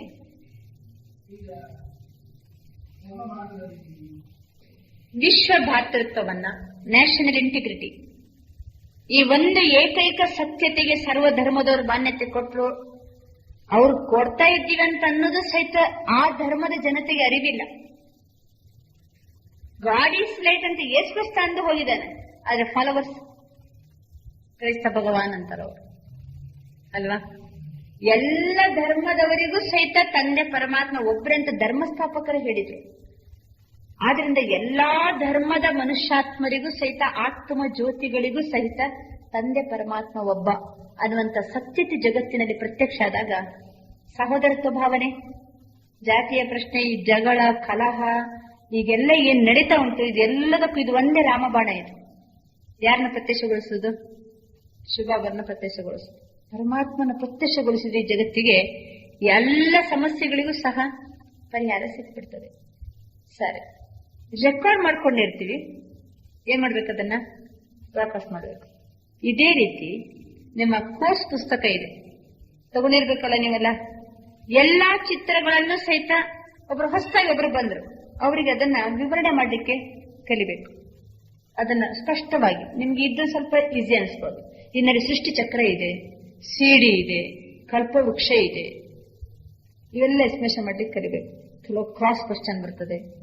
ನೀವು ಎಸ್ಟಿಮೇಷನ್ ಮಾಡ್ಲಿಕ್ಕೆ ಶುರು ಮಾಡಿದ್ರೆ ಬೇರೆಯವರಿಗೆ ಜಸ್ಟ್ ಫ್ರೆಂಡ್ಲಿ ಆಗಿ ಅವರಿಂದ ಪ್ರಶ್ನೆ ಬಂದಾಗ ನಿಮ್ ಬುದ್ಧಿ ಚುರುಕಾಗ್ತದೆ. ಅವಾಗ ನಿಮ್ ಬುದ್ಧಿ ಕೆಲಸ ಮಾಡ್ತದೆ. ಇಲ್ಲಾಂದ್ರೆ ಕೇಳಿದೀವಿ, ಸರಿ ಗೊತ್ತು ನನಗೆ, ಸುಮ್ಮನೆ ಕುಂತಿರ್ತೀವಿ. ಆದ್ರೆ ಅದರಲ್ಲಿ ಇನ್ನೂ ಏನೋ ಗೊತ್ತಿಲ್ಲದೆ ಇರುತ್ತದೆ. ಅದು ಯಾವಾಗ ನಿಮ್ಗೆ ಗೊತ್ತಾಗ್ತದೆ ಅಂತಂದ್ರೆ ನಾವು ಮತ್ತೊಬ್ಬರಿಗೆ ಹೇಳಿ ಅವರು ನಮ್ಗೆ ಏನ್ ಮಾಡ್ಬೇಕು? ತಿರುಗಿ ಕ್ವಶನ್ ಹಾಕ್ಬೇಕು. ಈಗ ಇವರೆಲ್ಲ ಕ್ವಶನ್ ಹಾಕಂಗಿಲ್ಲ. ಹೊಸೊಬ್ಬರಿಗೆ ನಾವು ಕೊಡುವಾಗ ಅವರೆಲ್ಲ ಉಲ್ಟಾ ಕ್ವಶನ್ ಹಾಕ್ತಾರೆ. ಆಮೇಲೆ ಸರ್ವವ್ಯಾಪಿ ಅಲ್ಲ ಅಂತ ನೀವು ಹೇಗಂತೀರಿ ಅಂತ ಜೋರ್ ಮಾಡ್ತಾರೆ ಅವರು. ಆಗ ನಾವು ಅದನ್ನ ಅವರಿಗೆ ಅರಿವಾಗುವ ಹಾಗೆ ಸತ್ಯ ಆಗುವ ರೂಪದಲ್ಲಿ ಏನ್ ಮಾಡ್ಬೇಕು, ಅವರಿಗೆ ತಿಳಿಸಿಕೊಡ್ಬೇಕು. ಅದಕ್ಕೋಸ್ಕರ ನಮ್ದು ರೆಕಾರ್ಡಿಂಗ್ ಗುಪ್ತ ಮಾಡ್ಕೊಳ್ಳುವಂಥದ್ದು ಕರೆಕ್ಟ್ ಇರ್ಬೇಕಾದ್ರೆ ಲಿಸನಿಂಗ್ ಪವರ್ ಕರೆಕ್ಟ್ ಇರ್ಬೇಕಲ್ವಾ. ಕೇಳುವಾಗ ಕರೆಕ್ಟ್ ಆಗಿ ಅಟೆನ್ಷನ್ ಕೊಟ್ಟು ಕೇಳಿದ್ರೆ ಇದ್ದದನ್ನ ನಾವು ಸರಿಯಾಗಿ ಏನ್ ಮಾಡ್ಕೊಳ್ತೀವಿ, ಅರ್ಥ ಮಾಡ್ಕೊಳ್ತೀವಿ. ಈಗ ಎಂಜಿನಿಯರಿಂಗ್ ಕಾಲೇಜಿಗೆ ಒಬ್ಬ ವಿದ್ಯಾರ್ಥಿ ಓದ್ತಾ ಇದ್ದಾನೆ. ಆಮೇಲೆ ಡಿಗ್ರಿ ಆಯ್ತು, ಮುಗಿಯಿತು, ಮುಂದಿನ ವರ್ಷ ಅವನಿಗೆ ಅದೇ ಕಾಲೇಜಲ್ಲಿ ಲೆಕ್ಚರ್ ಕೋರ್ಸ್ ಸಿಕ್ತು ಅಂತ ತಿಳ್ಕೊಂಡು ಏನ್ ಮಾಡ್ತಾನೆ ಅವಾಗ? ಅಲ್ಲಿ ಏನ್ ರೆಕಾರ್ಡ್ ಮಾಡ್ಕೊಂಡಿದ್ದಾನೋ ಲೆಕ್ಚರ್ ಕೋರ್ಸ್ ಸಿಕ್ಕಿದ ನಂತರ ಏನ್ ಮಾಡ್ತಾನೆ, ಅದನ್ನ ಬ್ರಾಡ್ಕಾಸ್ಟ್ ಮಾಡ್ತಾನೆ. ಗುಪ್ತ ಮಾಡ್ಕೊಳ್ಳೋದು ಒಂದು ಕಲೆ, ಪ್ರತ್ಯಕ್ಷ ಮಾಡೋದು ಒಂದು ಕಲೆ. ಆದರೆ ನಾವು ಗುಪ್ತ ಮಾಡಿ ಸಂಸ್ಕಾರ ರೂಪದಲ್ಲಿ ತುಂಬಿಸ್ಕೊಳ್ಳುವಾಗ ನೀವು ಒಳ್ಳೇದು ಯಾವುದಂತ ನೋಡಿ ನೋಡಿಯೇ ಏನ್ ಮಾಡ್ಕೋಬೇಕು, ತುಂಬಿಸ್ಕೋಬೇಕು. ಅದ್ರ ಜೊತೆಗೆ ಮಿಕ್ಸ್ ನಾವು ಕೆಲವು ಏನ್ ಮಾಡ್ತೀವಿ, ಕೆಟ್ಟದನ್ನ ತುಂಬಿಸ್ಕೊಂಡ್ಬಿಟ್ರೆ ನಮ್ಮ ವ್ಯಕ್ತಿತ್ವ ಏನಾಗ್ತದೆ, ಹಾಳಾಗ್ತದೆ.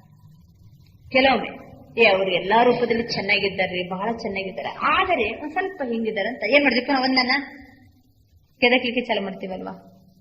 ಅದಕ್ಕೋಸ್ಕರ ಯಾವಾಗ್ಲೂ ಬಾಬಾ ಅದಕ್ಕೆ ನಾವು ರೆಕಾರ್ಡ್ ಮಾಡ್ಕೊಳ್ಳುವಾಗ ಅಥವಾ ಗುಪ್ತ ಮಾಡ್ಕೊಳ್ಳುವಾಗ ಕೆಂಪು ಚಶ್ಮವನ್ನ ಹಾಕೊಂಡ್ರೆ ಎಲ್ಲರೂ ಕೆಂಪೆ ಕಾಣ್ತಾರೆ.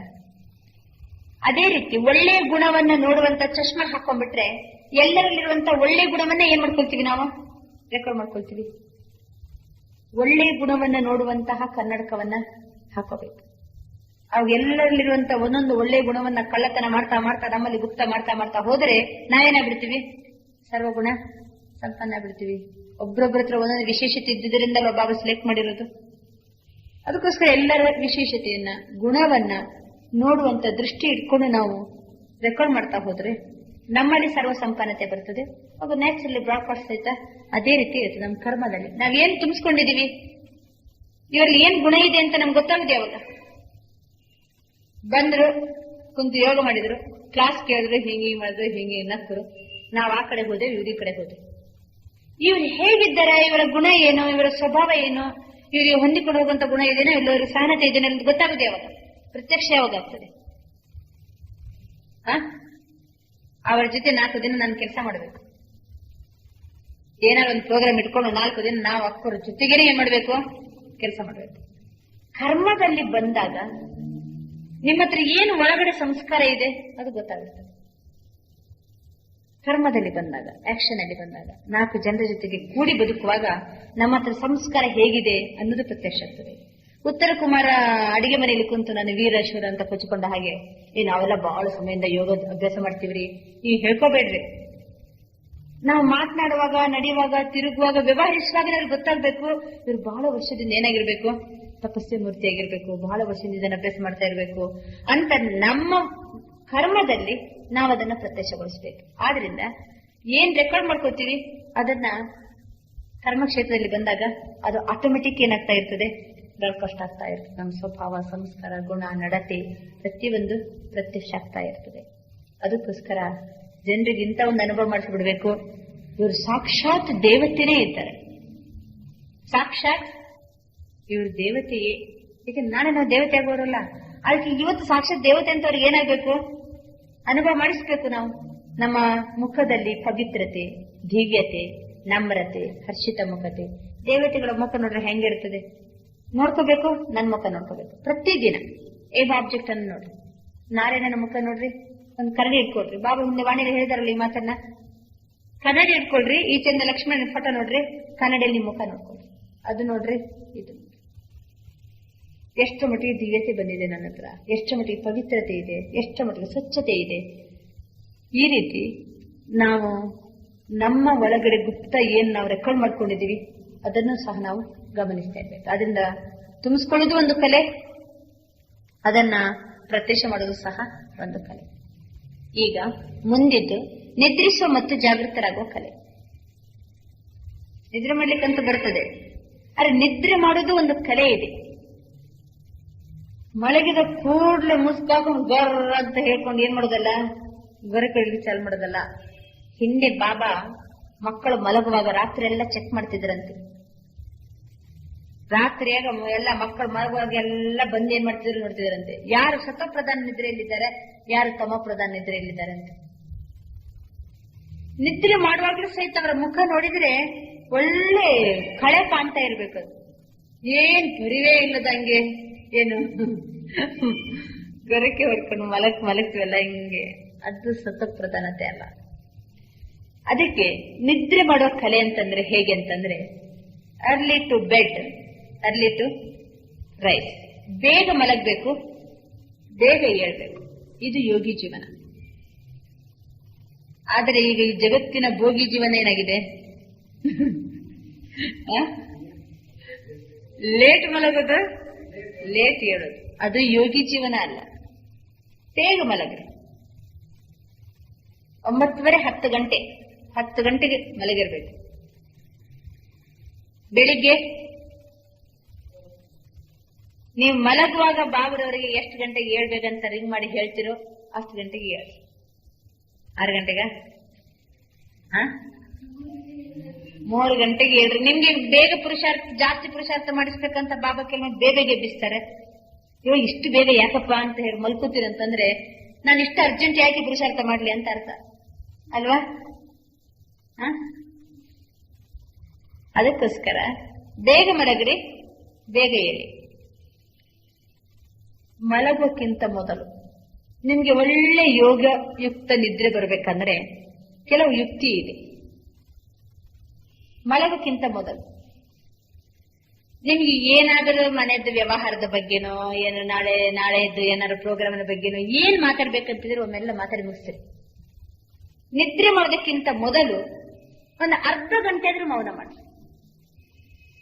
ಇಲ್ಲಾಂದ್ರೆ 20 ಮಿನಿಟ್ಸ್, ಇಲ್ಲಾಂದ್ರೆ 15 ಮಿನಿಟ್ಸ್ ಸೈಲೆನ್ಸ್. ಮಲಗಿ ನಿದ್ರೆ ಬರೋ ತನಕನೂ ಗುಣ ಅಂತ ಮಲಗುದು, ಮತ್ತೆ ಅದೇ ಗುಣಗುಣ ಅಲ್ಲಿ ಎಷ್ಟೊತ್ತಿ ನಿದ್ರೆ ಬಂತಂತ ಗೊತ್ತಾಗಿಲ್ಲ. ನೀವು ರಾತ್ರಿನೂ ಗುಣಗುಣವೇ ತಲೆಯೊಳಗೇನಿರ್ತದೆ ಅದು, ಅದಕ್ಕೆ ರೆಸ್ಟೇ ಸಿಗಂಗಿಲ್ಲ.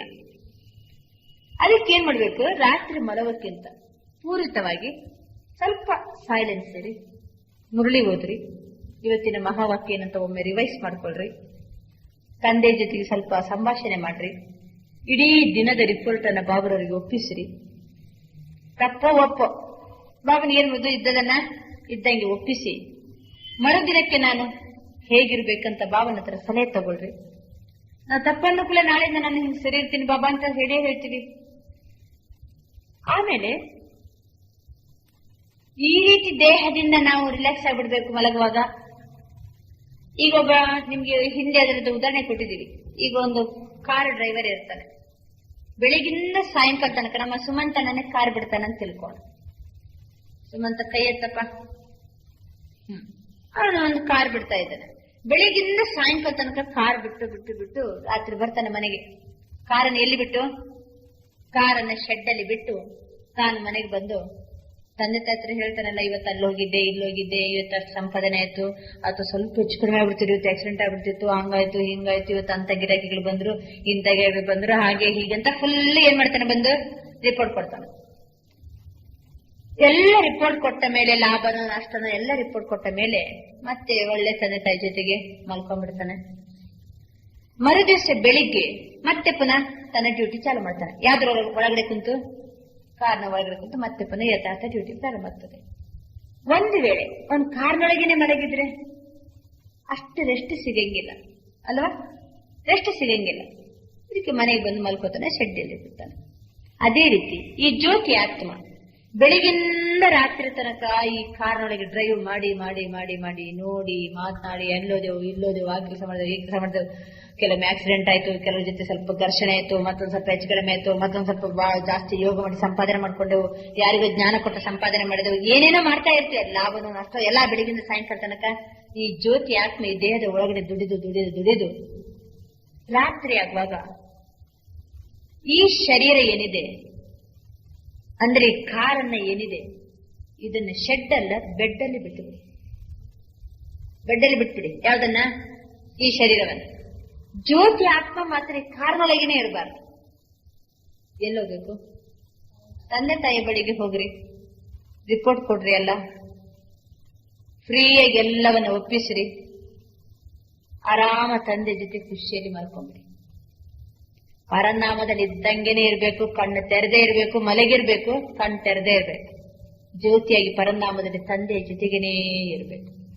ಎಲ್ಲ ಒಪ್ಪಿಸಿ ಆಯ್ತೀಗ, ತಂದೆ ಜೊತೆಗೇನೇ ಇದ್ದೀನಿ, ಈಗ ತಂದೆ ಜೊತೆಗೇನೇ ಇದ್ದೀನಿ. ಆ ಶಾಂತಿಯ ಧಾಮನೇ ನಿಜವಾದಂತ ವಿಶ್ರಾಂತಿ ಧಾಮ. ಮನಸ್ಸಿನಲ್ಲಿ ಇಟ್ಕೊಂಡಿರ್ಬೇಕು, ಹಂಗೆ ಇದ್ದಂಗೆ ನಿದ್ರೆ ಬಂದಿರ್ಬೇಕು. ಎಷ್ಟೊತ್ತಿ ನಿದ್ರೆ ಬಂತಂತಲೇ ಗೊತ್ತಾಗುದಿಲ್ಲ. ಕೆಲವರಿಗೆಲ್ಲ ರಾತ್ರಿ ನಿದ್ರೆ ಬರಂಗಿಲ್ಲ ಅಂದ್ರೆ ಅವ್ರಿಗೆ ಬೇಜಾರಿಲ್ಲ. ಆದ್ರೆ ಮೈಂಡ್ ರಿಲ್ಯಾಕ್ಸ್ ಇಟ್ಕೋಬೇಕಷ್ಟೇ. ಏನೇನೋ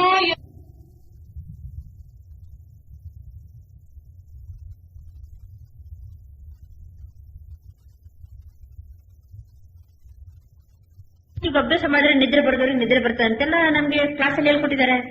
ಅದಕ್ಕೆ ನಮ್ಮ ತಾಯಿಗೆ ಅದನ್ನು ಪ್ರಾಕ್ಟೀಸ್ ಮಾಡಿಸ್ಬೇಕಂತ ಹೇಳ್ಕೊಂಡು ಎದರಲ್ಲಿ ಕುರಿಸ್ತಿದ್ದೆ. ರಾತ್ರಿ 9 ಗಂಟೆಗೆ, 9 ರಿಂದ 10 ಗಂಟೆಗೆ ಅವರಿಗೆ ಕ್ಲಾಸ್ ಮಾಡೋದು, ಮೈಂಡ್ ಅನ್ನು ರಿಲ್ಯಾಕ್ಸ್ ಮಾಡಿ ಅವ್ರಿಗೆಲ್ಲ ಏನ್ ವಿಚಾರ ಉಂಟು ಮನಸ್ಸಿನಿಂದೆಲ್ಲ ಮರೆಸಿ ಅರ್ಧ ಗಂಟೆ ಕಾಮೆಂಟ್ರಿ ಕೊಟ್ಟು ಯೋಗ ಮಾಡ್ತಾ ಇದ್ದಂಗೆ ಹಿಂಗೆ ಮಾಡ್ಲಿಕ್ಕೆ ಚಾಲು ಮಾಡ್ತಿದ್ರು. ಅಲ್ಲೇ ಹಾಸಿಗೆಯಲ್ಲಿ ಏನ್ ಮಾಡ್ಬಿಡೋದು, ಮಲಗಿಸ್ಬಿಡೋದು, ಕಾಮೆಂಟ್ರಿ ಕೊಡ್ತಲೇ ಇರೋದು, ಕೊರಿ ನಿದ್ರೇನೆ. ಇದನ್ನ ನಾವು ಪ್ರಯೋಗ ಮಾಡ್ಲಿಕ್ಕೆ ಅಂತ ಇಂಟ್ರೆಸ್ಟ್ ಅಲ್ವಾ? ಈ ರೀತಿ ಎಷ್ಟು ನಾವು ಅದನ್ನ ಪ್ರಾಕ್ಟಿಕಲ್ ಆಗಿ, ಆದ್ರೆ ಅವ್ರಿಗೇನಾಗ್ತದೆ, ಅವರಿಗೇನೆ ತಾಕತ್ತಿರಂಗಿಲ್ಲ. ಎಲ್ಲಾ ವಿಚಾರನ ಮರೆತು ಬಿಟ್ಟು ನನಗೆ ಆತ್ಮಚಿಂತನೆ ಮಾಡ್ಬೇಕಂದ್ರೆ ಬೇರೆ ಅರ್ಥ ಬಂದ್ಬಿಡ್ತದಲ್ಲ. ಅಷ್ಟೊತ್ತಿಗೆ ನಾವು ಕುಂತ ಏನ್ ಮಾಡ್ಬೇಕು, ಅವ್ರಿಗೆ ಹೇಳ್ತಾ ಕಾಮೆಂಟ್ರಿ ಕೊಡ್ತಾ ಏನಾಗ್ಬಿಡ್ತಿತ್ತು, ನಿದ್ದೆ ಬಂದಿತ್ತು. ಒಳ್ಳೆ ಸೌಂಡ್ ಸ್ಲೀಪ್, ಆರಾಮ್ ಏನಾಗ್ತಿತ್ತು, ನಿದ್ದೆ ಬಂದಿತ್ತು. ನಿದ್ರೆ ಮಾಡೋ ಕಲೆ ಅಂದ್ರೆ ನಿಮ್ಗೆ ಈಗ ಮಲ್ಕೋಬೇಕು, ನಾನು ಹೆಚ್ಚು ನನಗೆ ಇವತ್ತು ರೆಸ್ಟ್ ಟೈಮ್ ಇಲ್ಲ, ಅದಕ್ಕೆ ನನಗೆ ಮಲ್ಕೋಬೇಕಂತ ಮಲಗಿದ ಕೂಡಲೇ 1 ಸೆಕೆಂಡ್ ನಿದ್ರೆ. ಕರೆಕ್ಟ್ ಇಷ್ಟು ಗಂಟೆ ಹೇಳ್ಬೇಕಂತಂದ್ರೆ ಫಟ್ ಅಂತ ಟೈಮಿಗೆ ಎಚ್ಚರಾಗಿರ್ಬೇಕು. ಯೋಗಯುಕ್ತ ನಿದ್ರೆ ಅಂತಂದ್ರೆ ಅವ್ರು ಮಲಗಿದ್ರೆ ಸಹಿತ ಒಂದ್ ಸಣ್ಣ ಧ್ವನಿ ಆದ್ರೆ ಅವ್ರಿಗೆ ಏನಾಗ್ತದೆ, ಎಚ್ಚರಿಕೆ ಆಗ್ತದೆ. ನೋಡಿದ್ರೆ ಏನೂ ಇಲ್ಲ, ಪುನಃ ಮಲ್ಕೊಂಡ್ರು, ಪುನಃ 1 ಸೆಕೆಂಡ್ ಅಲ್ಲಿ ನಿದ್ರೆ ಬರ್ತದೆ. ಕರೆಕ್ಟ್ ಮನಸ್ಸು ಫ್ರೀ ಇದ್ರೆ, ಸೌಂಡ್ ಸ್ಲೀಪ್ ಇದ್ರೆ ಈ ಟೈಪ್ ನಾವು ಅನುಭವ ಮಾಡ್ಕೋಬಹುದು. ಕೆಲವರು ಬಹಳ ಬಿಸಿ ಇರ್ತಾರೆ, ಹಗಲಿಗೆ ಶಾರೀರಿಕ ಬಹಳ ಶ್ರಮದ ಕೆಲಸ ಮಾಡಬೇಕಾಗ್ತದೆ. ಮಧ್ಯಾಹ್ನ ಊಟ ಆದ ಮೇಲೆ ಒಂದು 20 ಮಿನಿಟ್ಸ್ ನಾವು ಮಲ್ಕೋಬೇಕು. ನೀವು ಕರೆಕ್ಟ್ ನನಗೆ 20 ನಿಮಿಷ ಮಲ್ಕೋಬೇಕು, 20 ನಿಮಿಷನೇ ಟೈಮ್ ಇರೋದು, ಸರಿ ಇಷ್ಟು ನಿಮಿಷ ಮಲ್ಕೋಬೇಕು ಅಂತವ್ರು ಮಲಗಬೇಕು. ಮಲಗಿದ ಫುಲ್ ರಿಲ್ಯಾಕ್ಸ್. 20 ನಿಮಿಷ ಆಯ್ತು, ಆಟೋಮೆಟಿಕ್ ಏನಾಗ್ತದೆ, ಎಚ್ಚರ ಆಗ್ಬಿಡ್ತದೆ. ಇದು ಕರೆಕ್ಟ್ ನಿದ್ರೆಯನ್ನ ನಮ್ಮ ಹಿಡಿತದಲ್ಲಿ ಇಟ್ಕೊಳ್ಳುವಂತಹ. ಮತ್ತೆ 20 ನಿಮಿಷ ನಿದ್ರೆ ಇಷ್ಟು ನಮ್ಗೆ ವಿಶ್ರಾಂತಿ ಕೊಡ್ತದೆ. 3-4 ಗಂಟೆ ಮಲಗಿದಷ್ಟು ವಿಶ್ರಾಂತಿ, ಮತ್ತೆ ಫ್ರೆಶ್ ಅಂದ್ರೆ ಫ್ರೆಶ್. ಕೆಲವರು ಎಷ್ಟು ಹೊತ್ತು ಮಲಗಿದ್ರು ಬೆಳಿಗ್ಗೆ ಎದ್ದಾಗ ಮತ್ತೆ ಒಂಥರ ತಲೆ ಭಾರ. ಯಾಕೆ ಅಂತಂದ್ರೆ ನಿಮ್ಮ ನಿದ್ರೆ ಏನ್ ಕೊಟ್ಟಿಲ್ಲ, ಅದು ವಿಶ್ರಾಂತಿ ಕೊಟ್ಟಿಲ್ಲ. ಇನ್ನು ಕಾರ್ನೊಳಗೇನೆ ಇದ್ದೀರಿ ನೀವು, ಕಾರ್ ಬಿಟ್ಟು ಎಲ್ಲೂ ಹೋಗೇ ಇಲ್ಲ, ಪರಿಣಾಮಕ್ಕೆ ಹೋಗೇ ಇಲ್ಲ. ಕೆಲವೊಮ್ಮೆ ರಾತ್ರಿ ಮಲ್ಕೊಳ್ಳೋ ಬಾಬಾ ಮಂದಿ ಹೇಳ್ಕೊಳ್ತೀವಿ, ಹೇಳುವಾಗ ನೀವು ಹೇಳಿದ ಮಾತನ್ನು ತಲುಪ್ತಾ ಇಲ್ಲೋ. ಫೋನ್ ಮಾಡಿದ್ರೆ ಎತ್ತದು, ಹಲೋ ಆಯ್ತು ನಾನು ನಾಳೆ ಬರ್ತೀನಿ ಅಂತ ಹೇಳೋದಿಟ್ಟು ಬಿಟ್ರೆ, ಮಾಡಿದ ಕೂಡಲೇ ಅವ್ರತ್ತ ಎಸ್ ಹೌದಾ ಅಂತ ಅವ್ರದ್ದು ಉತ್ತರ ಬರ್ಬೇಕೋ ಬೇಡ. ಫೋನ್ ಎತ್ತದು, ನಂಬರ್ ತಿರ್ಸೋದು, ಏನ್ ಹೇಳ್ಬೇಕು ಹೇಳೋದು, ಇಟ್ಬಿಡೋದು.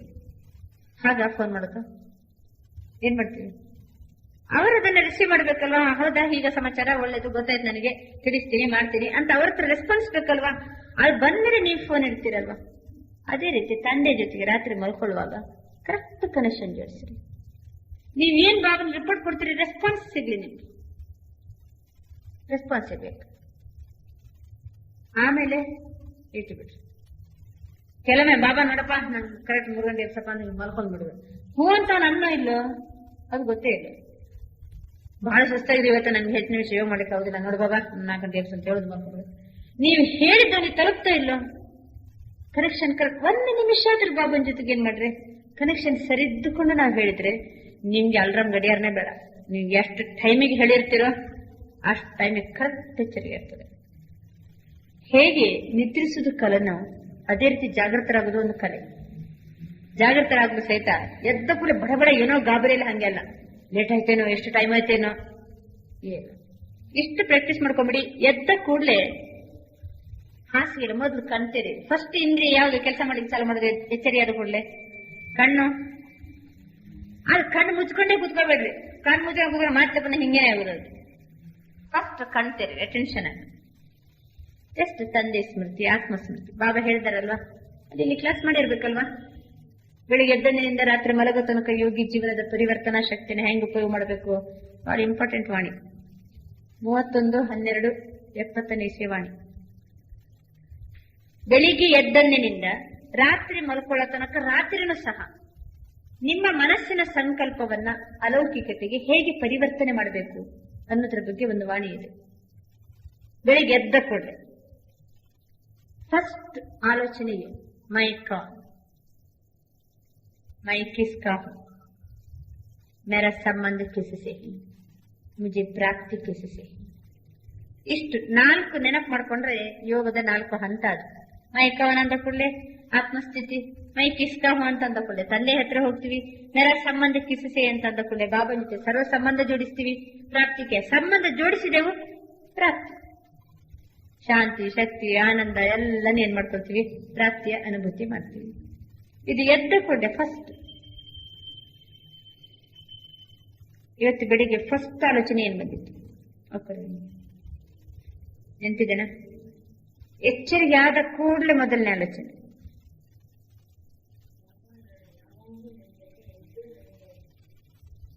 ಇವತ್ತಿದ್ದು ಎಕ್ಸ್ಪೀರಿಯನ್ಸ್ ಸ್ಮೃತಿ ಬಂದಿತ್ತ? ಅಕ್ಕೋರೆ ಸುವರ್ಣಕ್ಕ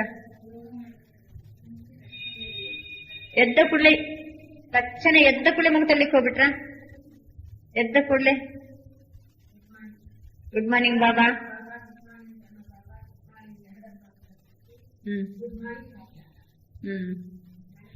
ಇದೊಂದು ಮೆಥಡ್. ನಿಮ್ಗೆ ಹೇಳ್ಬೇಕು ಹಂಗ ಅನುಭವ ಮಾಡಿ. ಆಮೇಲೆ ಅಕ್ಕವರು ನಿಮ್ಮ ಎದ್ದ ಕೂಡ್ಲಿನ ಸ್ಥಿತಿ ಹೆಂಗಿರ್ತದೋ ಅದು ಇಡೀ ದಿನಚರಿ ಮೇಲೆ ಪ್ರಭಾವ ಬೀರ್ತದೆ. ಇಡೀ ದಿನಚರಿ ಮೇಲೆ ಪ್ರಭಾವ ಬೀರ್ತದೆ. ಅದಕ್ಕೋಸ್ಕರ ಆ ವಾಣಿಯಲ್ಲಿ ಬಹಳಷ್ಟು ಸ್ಪಷ್ಟ ಇದೆ, ಅದು ಮುಂದಕ್ಕೆ ಮಾಡ್ತಾರ. ಆದ್ರಿಂದ ನಾವು ಕಡಿಮೆ ಸಮಯದಲ್ಲಿ ಜಾಸ್ತಿ ವಿಶ್ರಾಂತಿಯ ಅನುಭವ ಮಾಡೋದು ನಿದ್ರೆ ಮಾಡುವ ಕಲೆ.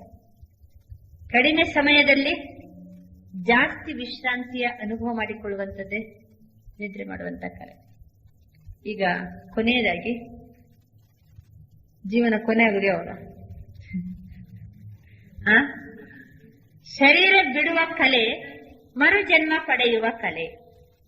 ಕೊನೆಯ ಕಲೆ ಶರೀರ ಬಿಡುವ ಮತ್ತು ಮರುಜನ್ಮ ಪಡೆಯುವ ಕಲೆ. ಮುಗೀತಲ್ಲ, ಜೀವನದ ಎಲ್ಲ ಮುಖಗಳು ಮುಗ್ದ ಹಂಗೆ. ನಿದ್ರೆ ಮಾಡಿ ಆಯ್ತು, ಎಚ್ಚರಗೊಂಡಾಯ್ತು, ಊಟ ಮಾಡಿದಾಯ್ತು, ತಿನ್ನೋದು, ಬಡಿಸೋದು ಕಲೆ, ಬರೆಯುವುದು ಕಲೆ, ಮಾತನಾಡೋದು ಕಲೆ, ಆಮೇಲೆ ಕಲಿಯುವುದು ಕಲೆ, ಕಲಿಸೋದು ಕಲೆ, ಆಮೇಲೆ ಎಲ್ಲರ ಜೊತೆಗೆ ಏನು ಸ್ನೇಹದಿಂದ ಇರೋದು ಕಲೆ, ನಾಯಕತ್ವದ ಕಲೆ, ಆಡಳಿತ ಕಲೆ.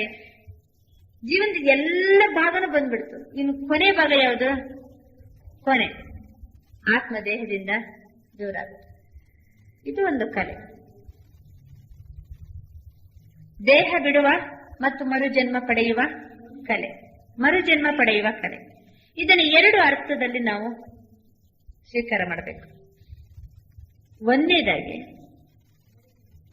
ಶರೀರದಿಂದ ಮನಸ್ಸನ್ನ ಮುಕ್ತಗೊಳಿಸಿ, ಸಂಗಮ ಇದೆಲ್ಲಿಗೆ ಪ್ರಾಕ್ಟೀಸ್ ಮಾಡ್ತಿದ್ದೀವಲ್ಲ, ಶರೀರದಿಂದ ಆತ್ಮ ಸ್ಮೃತಿಯಿಂದ ಸಂಕಲ್ಪ ಬಲದಿಂದ ಪೂರ್ತಿ ದೇಹದಿಂದ ದೂರ ಆಗುವುದು.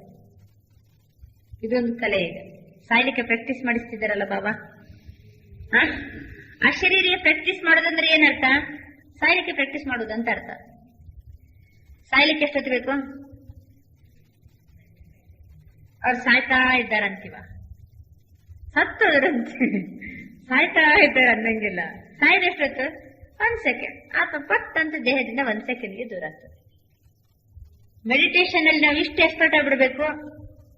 ಅಭಿ ಅಭಿ ಅಭಿ ಅಭಿ ವಾ, ಅಭಿ ಅಭಿ ದೇಹದ ಒಳಗಡೆ, ಅಭಿ ಅಭಿ ತಂದೆಯ ಸಂಘದಲ್ಲಿ. ತಂದೆಯ ಸಂಘಕ್ಕೆ ಹೋಗ್ಬೇಕಾದ್ರೆ ಕಂಪ್ಲೀಟ್ ಈ ಬಟ್ಟೆನ 1 ಸೆಕೆಂಡ್ ಏನ್ ಮಾಡ್ಬೇಕು? ಕಳಚಬೇಕು, ಜ್ಯೋತಿ ಆಗ್ಬೇಕು, ಹಾರಿಬಿಡ್ಬೇಕು. ಯಾರ ಹತ್ರ? ತಂದೆ ಬಳಿ.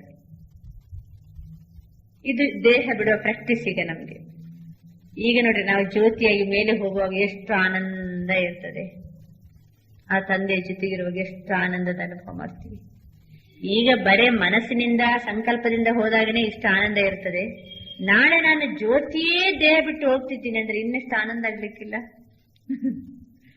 ಈ ಆನಂದ ಆದವರು ನಾಳೆ ಆ ಆನಂದದ ಅನುಭವ ಮಾಡ್ತಾರೆ. ದೇಹ ಬಿಡುದಂದ್ರೆ ಬಹಳ ಖುಷಿ. ನಾನು ಜ್ಯೋತಿ ಆತ್ಮ ಈಗ ಪವಿತ್ರಾಗಿ ಯಾರ ಬಳಿ ಹೋಗ್ತಾ ಇದ್ದೀನಿ? ತಂದೆ ಬಳಿ ಹೋಗ್ತಾ ಇದ್ದೀನಿ. ಸಂಗಮ ಯುಗದಲ್ಲಿ ಅಶರೀರಿಯಾಗುವಂತ ಅಭ್ಯಾಸ ಮಾಡ್ಕೋಬೇಕು. ಆಗ ದೇಹ ಅಂತಿಮದಲ್ಲಿ ದೇಹ ಬಿಡುವಂತ ಕಲೆ ನ್ಯಾಚುರಲ್ ಆಗಿ ಜಾಗೃತ ಆಗ್ತದೆ. ಇನ್ನು ಮರುಜನ್ಮ ಪಡೆಯುವ ಕಲೆ ಈಗ ನೋಡ್ರಿ, ತಂದೆ ಶಿಕ್ಷಣ ನಮ್ಗೆ ಪಡ್ಕೊಂಡೆವು, ಆತ್ಮ ಅಂತ ಗೊತ್ತಾಯ್ತು, ಬಾಬಾ ತಂದೆ ಅಂತ ಸ್ವೀಕಾರ ಮಾಡಿದೆವು, ಹೊಸ ಜನ್ಮ ತಗೊಂಡ್ಬಿಟ್ಟೆವು. ಈಗ ನಾವು ಹೊಸ ಜನ್ಮ ತಾನೇ ಇದು. ಮೊದಲು ಕಲಿಯುಗದ ಜನ್ಮ ಇತ್ತು, ಈಗ ಸಂಗಮ ಯುಗದ ಬ್ರಾಹ್ಮಣ ಜನ್ಮ. ಆಗ ಕಲಿಯುಗದ ಶೂದ್ರ ಜನ್ಮ, ಈಗ ಸಂಗಮ ಯುಗದ ಪವಿತ್ರ ಬ್ರಾಹ್ಮಣ ಜನ್ಮ. ನಮ್ಮದು ಈಗ ವಿಚಾರ ಚೇಂಜ್ ಆಯ್ತು, ನೋಡುವ ದೃಷ್ಟಿ ಚೇಂಜ್ ಆಯ್ತು, ಮಾತನಾಡುವಂತ ಭಾಷೆ ಅಲೌಕಿಕತೆ ಬರ್ತದಲ್ವಾ. ಮೊದಲನ ಹಂಗೆ ಮಾತಾಡಂಗಿಲ್ಲ. ಈಗ ಮೊದಲನ ಹಂಗೆ ವಿಷಯ ಮಾತಾಡಿದ್ರೆ ನಡುವೆ ಒಂದೊಂದಾದ್ರೂ ಇದು ಬಂದೇ ಬರ್ತದೆ. ಭಾಷೆ ಚೇಂಜ್ ಆಯ್ತು, ನಮ್ಮ ಆಚಾರ ಚೇಂಜ್ ಆಯ್ತು, ಆಹಾರ ಚೇಂಜ್ ಆಯ್ತು. ಆಚಾರ, ವಿಚಾರ, ಆಹಾರ, ವ್ಯವಹಾರ ಎಲ್ಲನೂ ಪರಿವರ್ತನೆ. ಕಲಿಯುಗದ ಯಾವ ಲಕ್ಷಣನೂ ನಮ್ಮಲ್ಲಿ ಈಗ ಇಲ್ಲ. ನಾನೀಗ ಸಂಗಮ ಯುಗ ವಾಸಿ, ಪುರುಷೋತ್ತಮ ಕಲ್ಯಾಣಕಾರಿ ಸಂಗಮ ಯುಗದಲ್ಲಿದ್ದೀನಿ. ನನ್ನ ಈ ಜೀವನಕ್ಕೀಗ ನನಗೆ ಜ್ಞಾನವೇ ತಂದೆ, ಜ್ಞಾನವೇ ತಾಯಿ, ಜ್ಞಾನವೇ ನನಗೀಗ ಹೊಸ ಜನ್ಮವನ್ನ ಕೊಟ್ಟಿದೆ. ಮರುಜನ್ಮ, ಇದೇ ಪುನರ್ಜನ್ಮ. ಅಲ್ಲಿ ನೋಡ್ರಿ, ಲೌಕಿಕದಲ್ಲಿ ಸಾವಂದ್ರೆ ಭಯ. ಯಾಕೆ ಸಾವಂದ್ರೆ ಭಯ ಅಲ್ವಾ? ಇಲ್ಲಾರಿಗೂ ಭಯ ಇಲ್ವಾ? ಹಿಂಗ್ ಮಾಡುದು ಬಹಳ ಸುಲಭ.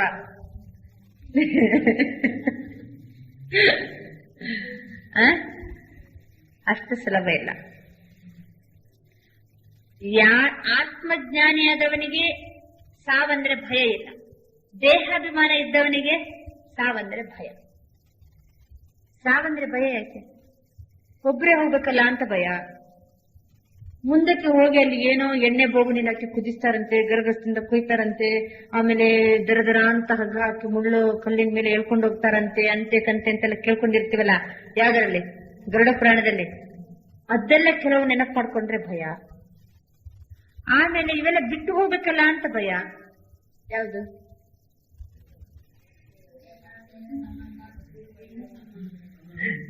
ಅದು ರೆಂಬೆ ಕೊಂಬೆ ಬೇಕಾದಷ್ಟು ಇದೆ. ಅದು ರೆಂಬೆ ಕೊಂಬೆಗಳು ಈ ಜಗತ್ತಿ ಬಂದು ಕೆಲವು ರೆಂಬೆ ಕೊಂಬೆಗಳನ್ನ ಮಾಡ್ಕೊಂಡಿವಲ್ಲ. ಆಮೇಲೆ ಕೆಲವರಿಗೆ ಏನಾರು ಆಸೆ ಇದ್ರೆ, ಮೋಹ ಇದ್ರೆ, ಅವರಷ್ಟು ಸುಲಭದಲ್ಲಿ ಏನಾಗುದಿಲ್ಲ, ಖುಷಿ ಖುಷಿಯಿಂದ ದೇಹ ಬಿಡಂಗಿಲ್ಲ. ಭಯ ಬರುವುದೇ ಈ ಎಲ್ಲ ಕಾರಣದಿಂದ. ಮತ್ತೆ ಎಲ್ಲೋಗ್ತೀವಂತ ಗೊತ್ತಿಲ್ಲ, ಅದಕ್ಕೆ ಭಯ ಅಲ್ವಾ? ಈಗ ನೋಡಿ, ನಮ್ಗೆ ಬಾಬಾ ಇಷ್ಟು ಸ್ಪಷ್ಟವಾದಂತ ಜ್ಞಾನ ಕೊಟ್ಬಿಟ್ರು. ನಾನು ಆತ್ಮ, ಆತ್ಮ ಅಂತೂ ವಿನಾಶ ಆಗುದಿಲ್ಲ, ನಾನಂತೂ ಸಾಯುವುದೇ ಇಲ್ಲ. ಯಾರು? ಆತ್ಮ ಎಲ್ಲಿ ಸಾಯ್ತದೆ? ಒಂದೇ ಬಿಡ್ತೀವಿ, ಇನ್ನೊಂದು ಹೊಸ ಬಟ್ಟೆ ಹಾಕೊಳ್ಳಿಕ್ ಹೋಗ್ತೀವಿ. ಅಥವಾ ಈ ಕಲಿಯುವುದಕ್ಕೆ ದೇಹ ಬಿಡ್ತೀವಿ, ತಂದೆ ಬಳಿಗೆ ಹೋಗ್ತೀವಿ. ಎಲ್ಲಿ ಹೋಗ್ತೀವಿ ಅಂತ ಗೊತ್ತಾಯ್ತು ನಮ್ಗೆ. ಆಮೇಲೆ ಲೌಕಿಕದಲ್ಲಿ ಬಹಳಷ್ಟು ಪಾಪಕರ್ಮ ಇದ್ರೆ ಅವ್ರಿಗೆ ಭಯ ಜಾಸ್ತಿ. ಪಾಪಕರ್ಮದ ಹೊರೆ ಜಾಸ್ತಿ ಇದ್ರೆ ಅವ್ರ ಆಚೆಯಿಂದ ಸಾಯುದೂ ಇಲ್ಲ, ಈ ಕಡೆಯಿಂದ ಸರಿಯಾಗಿ ಬದುಕುದೂ ಇಲ್ಲ. ಟೆಲಿಗ್ರಾಮ್ ಕೊಟ್ಟೆಲ್ಲ ಕರ್ಸಿರ್ತಾರೆ ಯಾರನ್ನ? ದೂರದಲ್ಲಿರೋ ಸಂಬಂಧಿಕರನ್ನ. ಇವ್ರು ಸಾಯುದೇ ಇಲ್ಲ. ಅವ್ರು ದೂರದಿಂದ ರಜೆ ಹಾಕಿ ಬಂದವ್ರು ಈ ರೀತಿ ವಿಚಾರ ಮಾಡ್ತಾರೆ, ಇವ್ರು ಸತ್ತೋಗ್ಬಿಟ್ರೆ ನಮ್ ಬಂದ ಕೆಲಸ ಆಗ್ಬಿಡ್ತಿತ್ತು ಅಂತ ವಿಚಾರ ಮಾಡೋರು ಇದ್ದಾರೆ. ಬಾಯ್ ಬಿಟ್ಟು ಹೇಳದಿದ್ರು. ಯಾಕೆಂದ್ರೆ ಬದುಕಿದ್ರು ಪ್ರಯೋಜನ ಇಲ್ಲ, ಬದುಕಿದ್ರಂತ ಪ್ರಯೋಜನ, ಬದುಕಲು ಸಾಧ್ಯನೇ ಇಲ್ಲದಂತ ಕೇಸ್ ಅದು. ಆ ಕಡೆ ಸಾಯುದೇ ಇಲ್ಲ. ಇಷ್ಟೆಲ್ಲ ರಜೆ ಹಾಕಿ ಇಷ್ಟೆಲ್ಲ ರೂಪಾಯಿ ಖರ್ಚು ಮಾಡ್ಕೊಂಡ್ ಬಂದಿವಿ. ಬಾಯ್ ಬಿಟ್ಟು ಹೇಳಿದ್ರೆ ಸಂಕಲ್ಪ ಆದ್ರೂ ಬಂದಿರ್ತದೆ, ಮನಸ್ಸಲ್ಲಿ ಸಂಕಲ್ಪ ಬಂದಿರ್ತದೆ.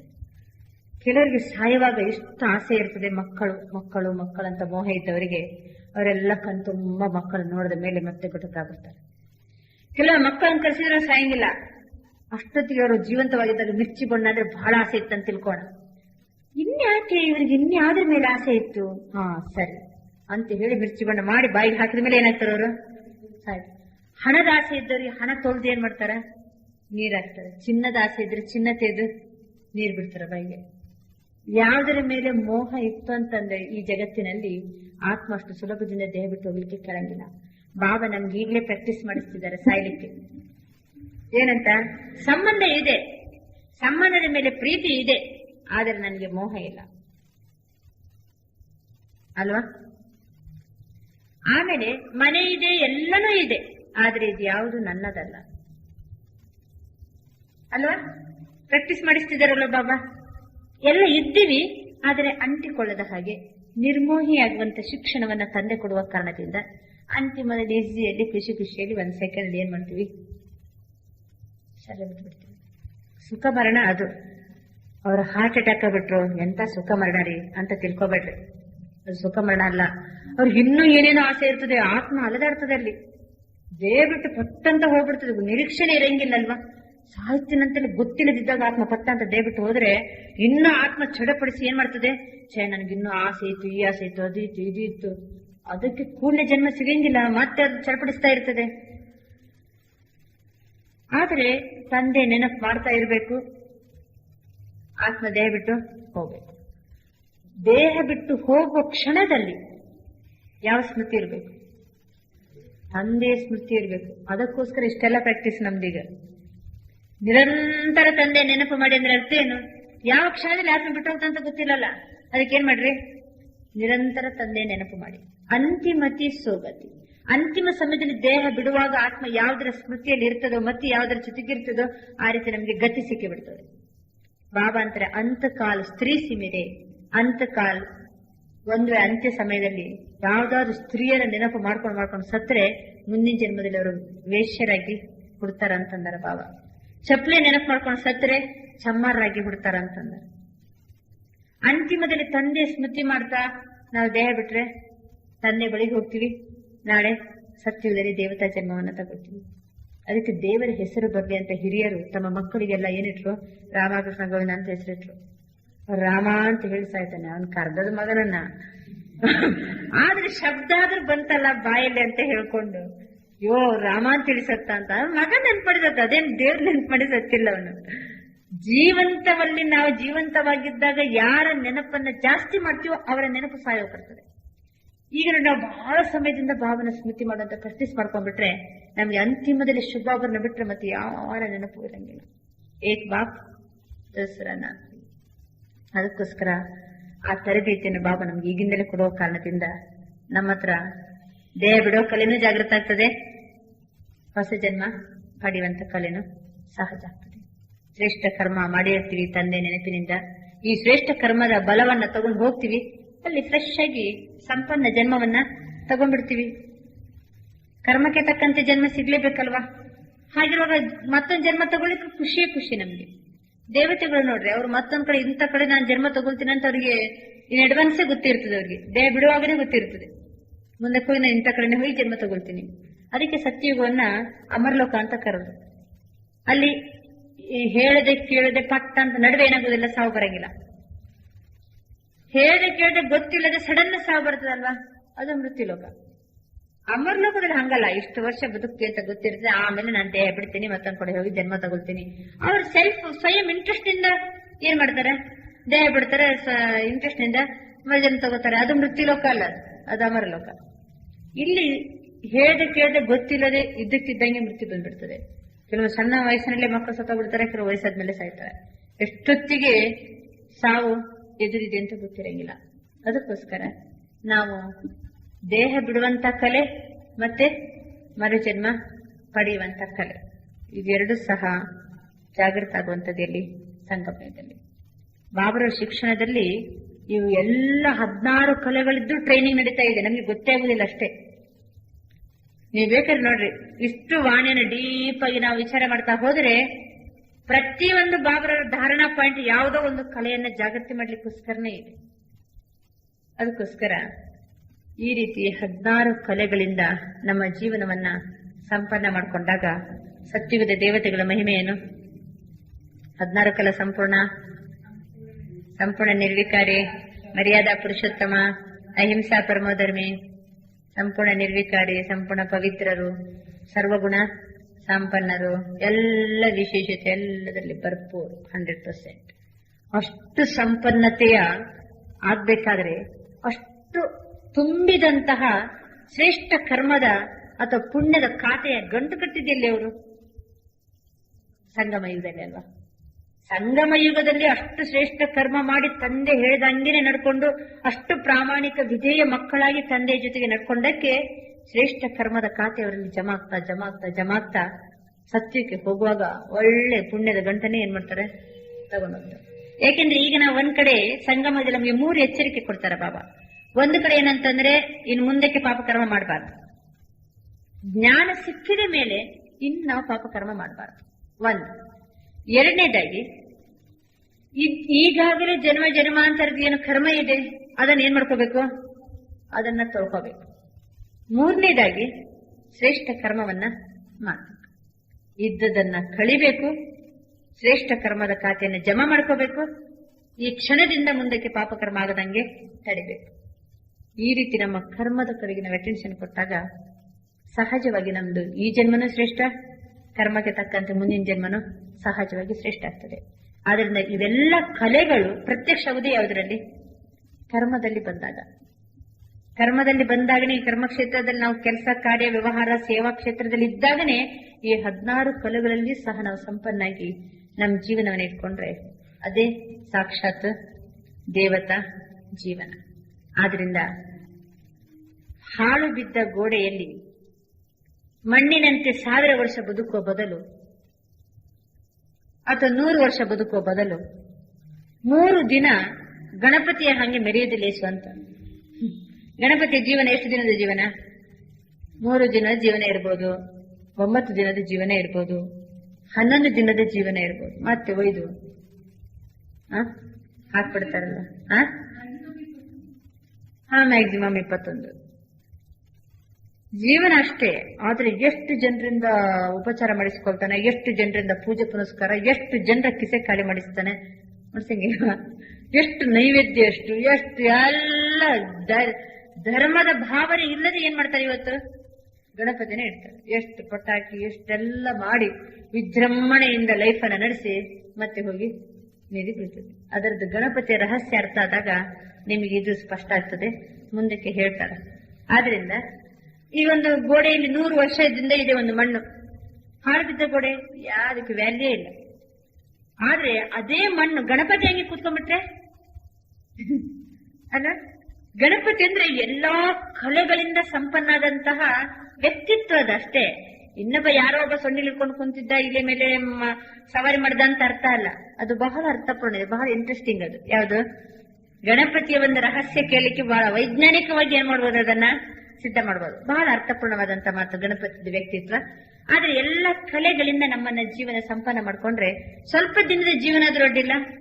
ಎಂತ ಜೀವನ ಆಗ್ತದೆ ಅದು? ತೃಪ್ತ ಜೀವನ, ಸಂಪನ್ನ ಜೀವನ, ಸ್ವಯಂ ಮೆಚ್ಚುಗೆ, ಪರಿವಾರದಿಂದ ಮೆಚ್ಚುಗೆ, ಮತ್ತೆ ಪರಮಾತ್ಮನಿಂದ ಮೆಚ್ಚುಗೆ ಪಡೆಯುವಂತಹ ಜೀವನ ಆಗ್ತದೆ. ಸ್ವಯಂ ಪ್ರಿಯ, ಬಾಪ್ ಪ್ರಿಯ, ಲೋಕಪ್ರಿಯ ಅಂತ ಜೀವನವನ್ನು ನಡೆಸಿದಾಗ ನಮ್ಮದು ಜನ್ಮ ಜನ್ಮಾಂತರವರೆಗೂ ಸಹ ನಾವು ಶ್ರೇಷ್ಠ ಪಾತ್ರವನ್ನ ಅಭಿನಯಿಸ್ತೀವಿ. ಕೇವಲ ಸಂಗಮ ಯುಗದಲ್ಲಿ ಮಾತ್ರ ನಮ್ದು ಶ್ರೇಷ್ಠ ಪಾತ್ರ ಅಲ್ಲ, ಸಂಗಮ ಯುಗದಲ್ಲಿ ಯಾರು ಶಿವ ತಂದೆಯ ರೈಟ್ ಹ್ಯಾಂಡ್ ಆಗಿ ಶ್ರೇಷ್ಠ ಪಾತ್ರ ಅಭಿನಯ ಮಾಡ್ತಾರೋ 5000 ವರ್ಷದಲ್ಲಿ ಸಹಿತ ಒಂದು ಪಾತ್ರ ಶ್ರೇಷ್ಠ ಇರ್ತದೆ. ಆದ್ರಿಂದ ಈ ಸ್ವಲ್ಪ ಸಮಯದ ಒಂದು ಜಮಾ ಮಾಡಿಕೊಳ್ಳುವಂತ ಸಮಯದಲ್ಲಿ ನಮ್ಮನ್ನು ಏನ್ ಮಾಡ್ಕೊಳ್ಳೋಣ, ಈಗ ಕಲಾ ಸಂಪನ್ನರನ್ನಾಗಿ ಮಾಡಿ ಬದುಕನ್ನ ಹಸನ ಮಾಡೋಣ. ಅಚ್ಚ